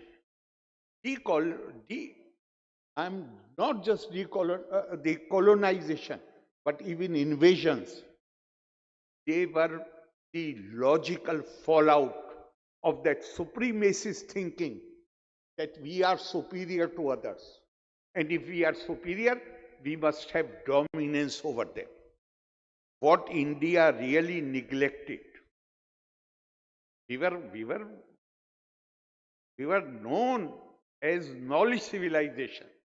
But during that period, particularly during the decline, the period of decline, Swami Rangnath Nandaji has pointed this out. He said there was a time when we started ignoring education. Education in the sense that education the process is not completed if you acquire education. A question has been raised in an Upanishad. What is tapas? Tapas is acquisition. Tapa is swadhyay plus pirvachan. That is, first you acquire knowledge, then share this acquired knowledge with others. So he says we stop sharing knowledge with others. As a result of that, the society started weakening itself and we became vulnerable. Now, fortunately, there is great awareness and government, non-government agencies taking education to the distant parts of the country. So I hope that, but the theme you have chosen is important because it will greatly help in creating awareness to get rid of that colonized mindset. And the process of decolonization may start there. I wish that this conference, you have very fruitful discussions and you come out with the recommendations and conclusions which will help even the government in formulation of its policies. Wish you all success. Loka samasta sukhino bhavantu. Dhanyavad. Jai Hind. A big round of applause for wonderful words of wisdom, of traditions and culture. Great moment for Guru Ghasidas Vishwavidyalaya. And before marking the end of the program, I again request all the dignitaries and audience to kindly rise for national song Vande Mataram.